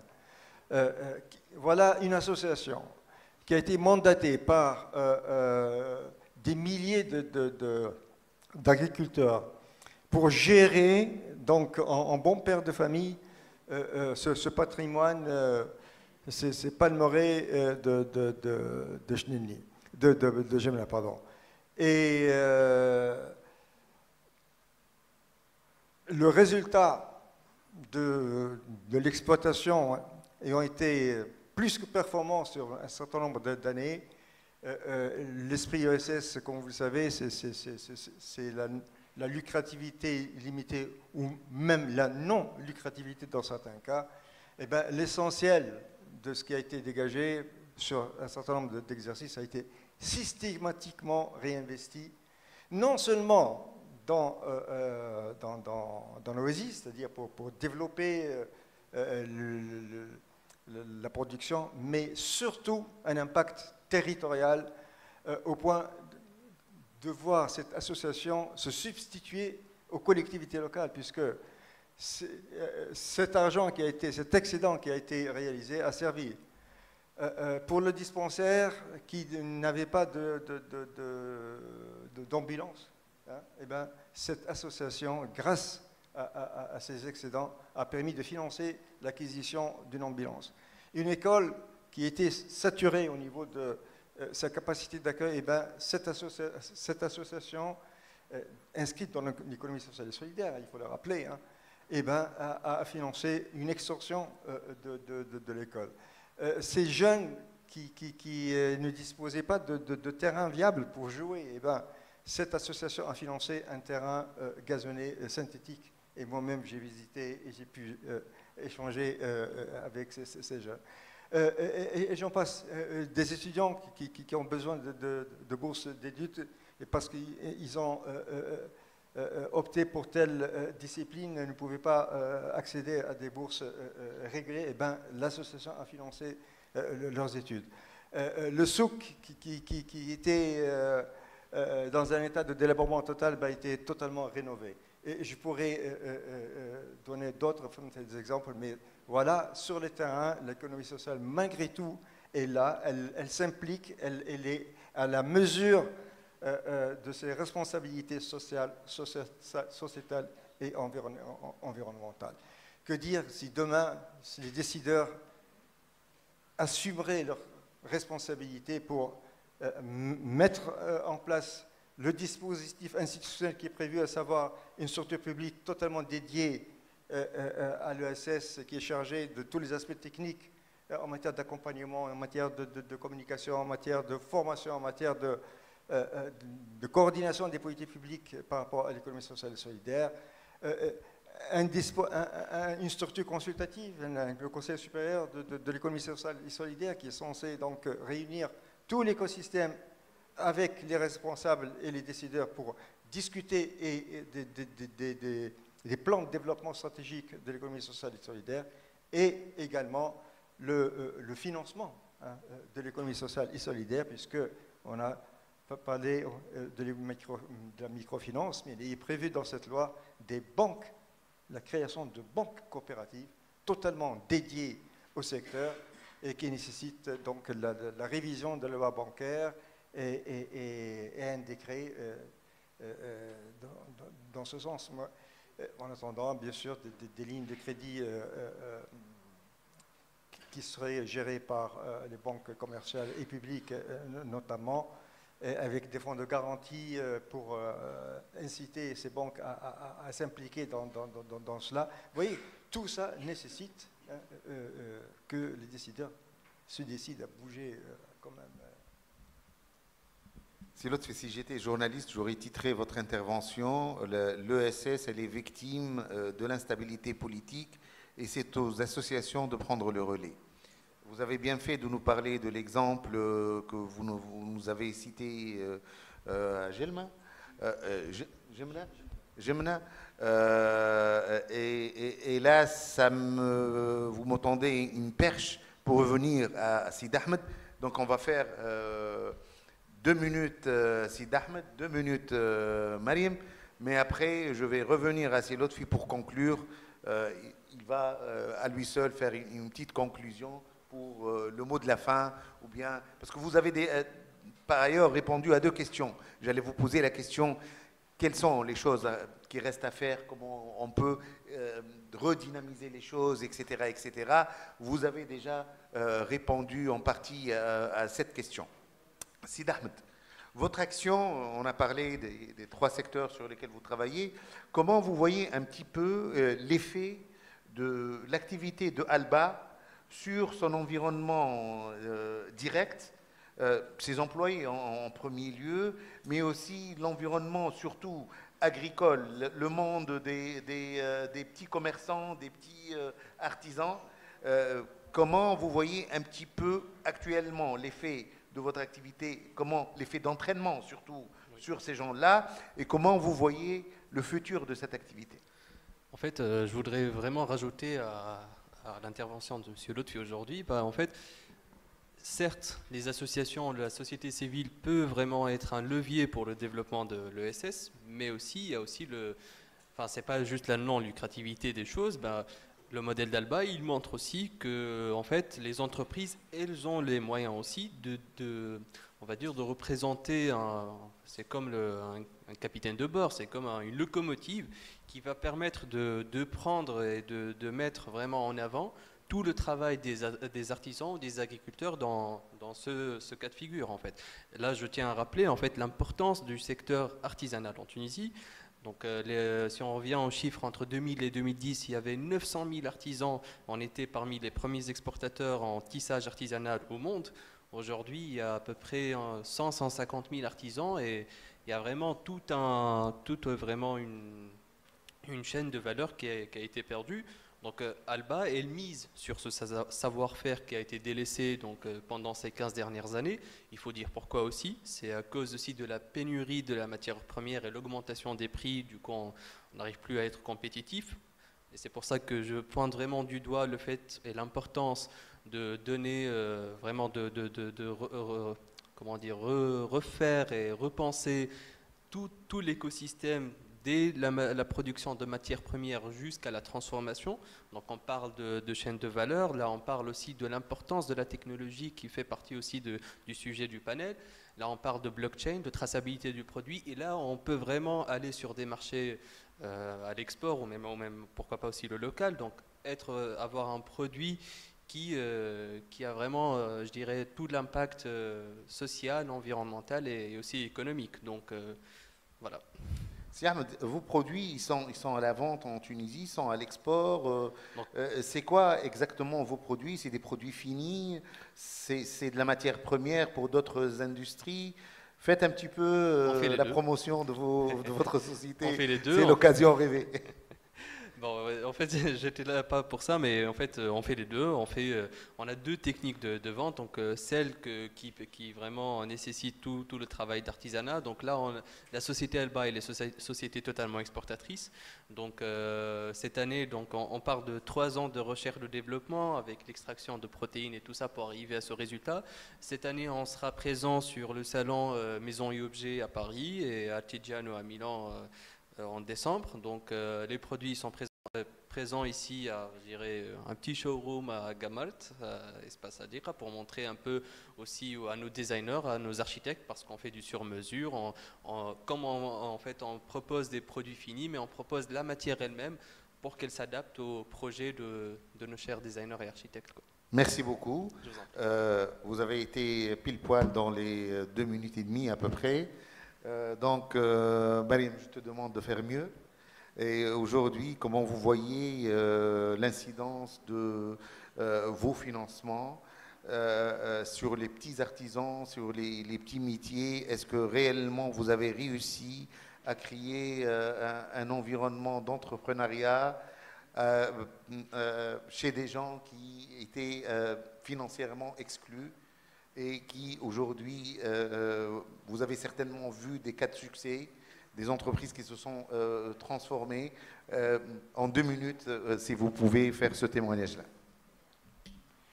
Merci. Donc effectivement, on a beaucoup de success stories et c'est ce qui fait de ce métier un métier extraordinaire. C'est de voir des clients qu'on a accompagnés en premier crédit, deuxième crédit, qui développent leur projet.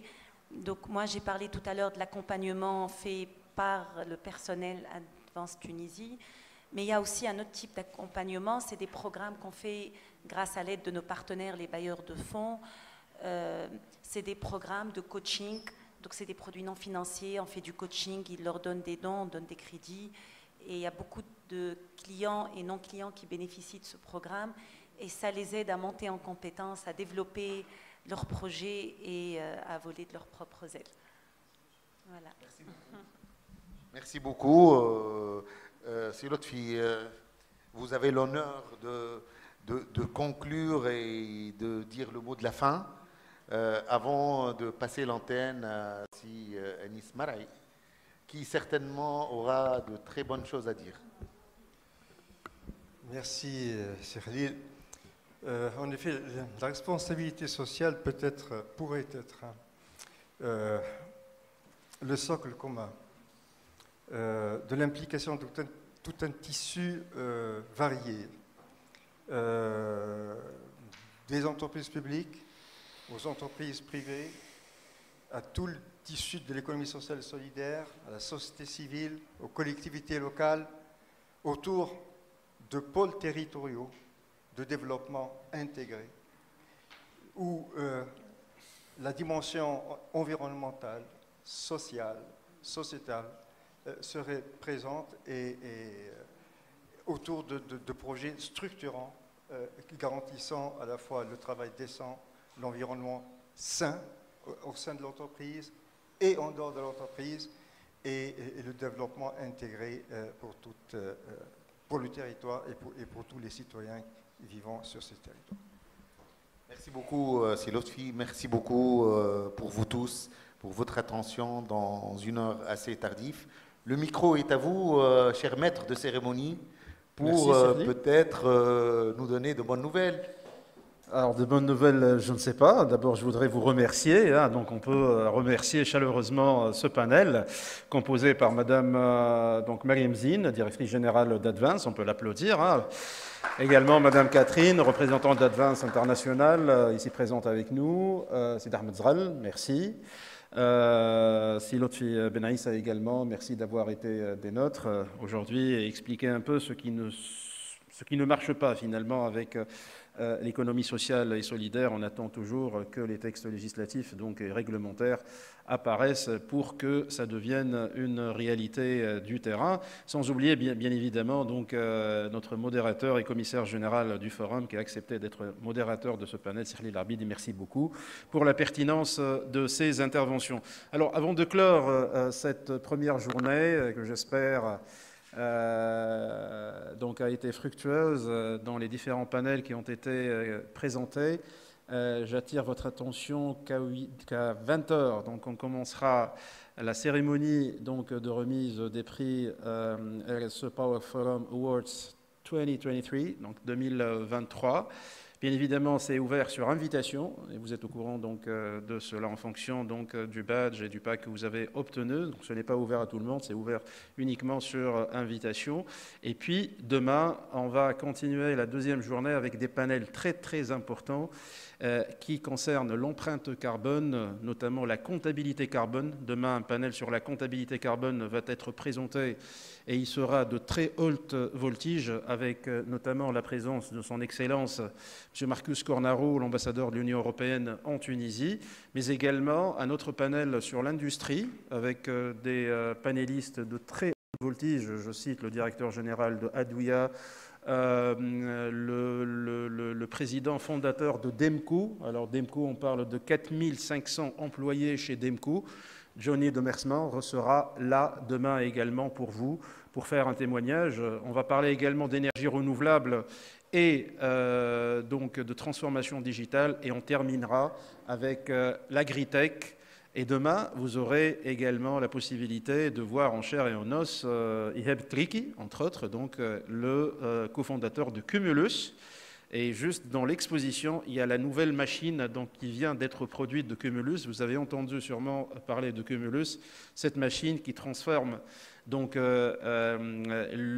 l'humidité dans l'air en eau potable. Il vient d'avoir une certification, donc que cette eau-là est une eau qui peut être bue. Donc finalement, demain, donc du beau monde vous attendra demain, et une belle soirée pour ceux qui seront présents dans le RSE Power Forum Awards 2023 qui commence à 20h aujourd'hui.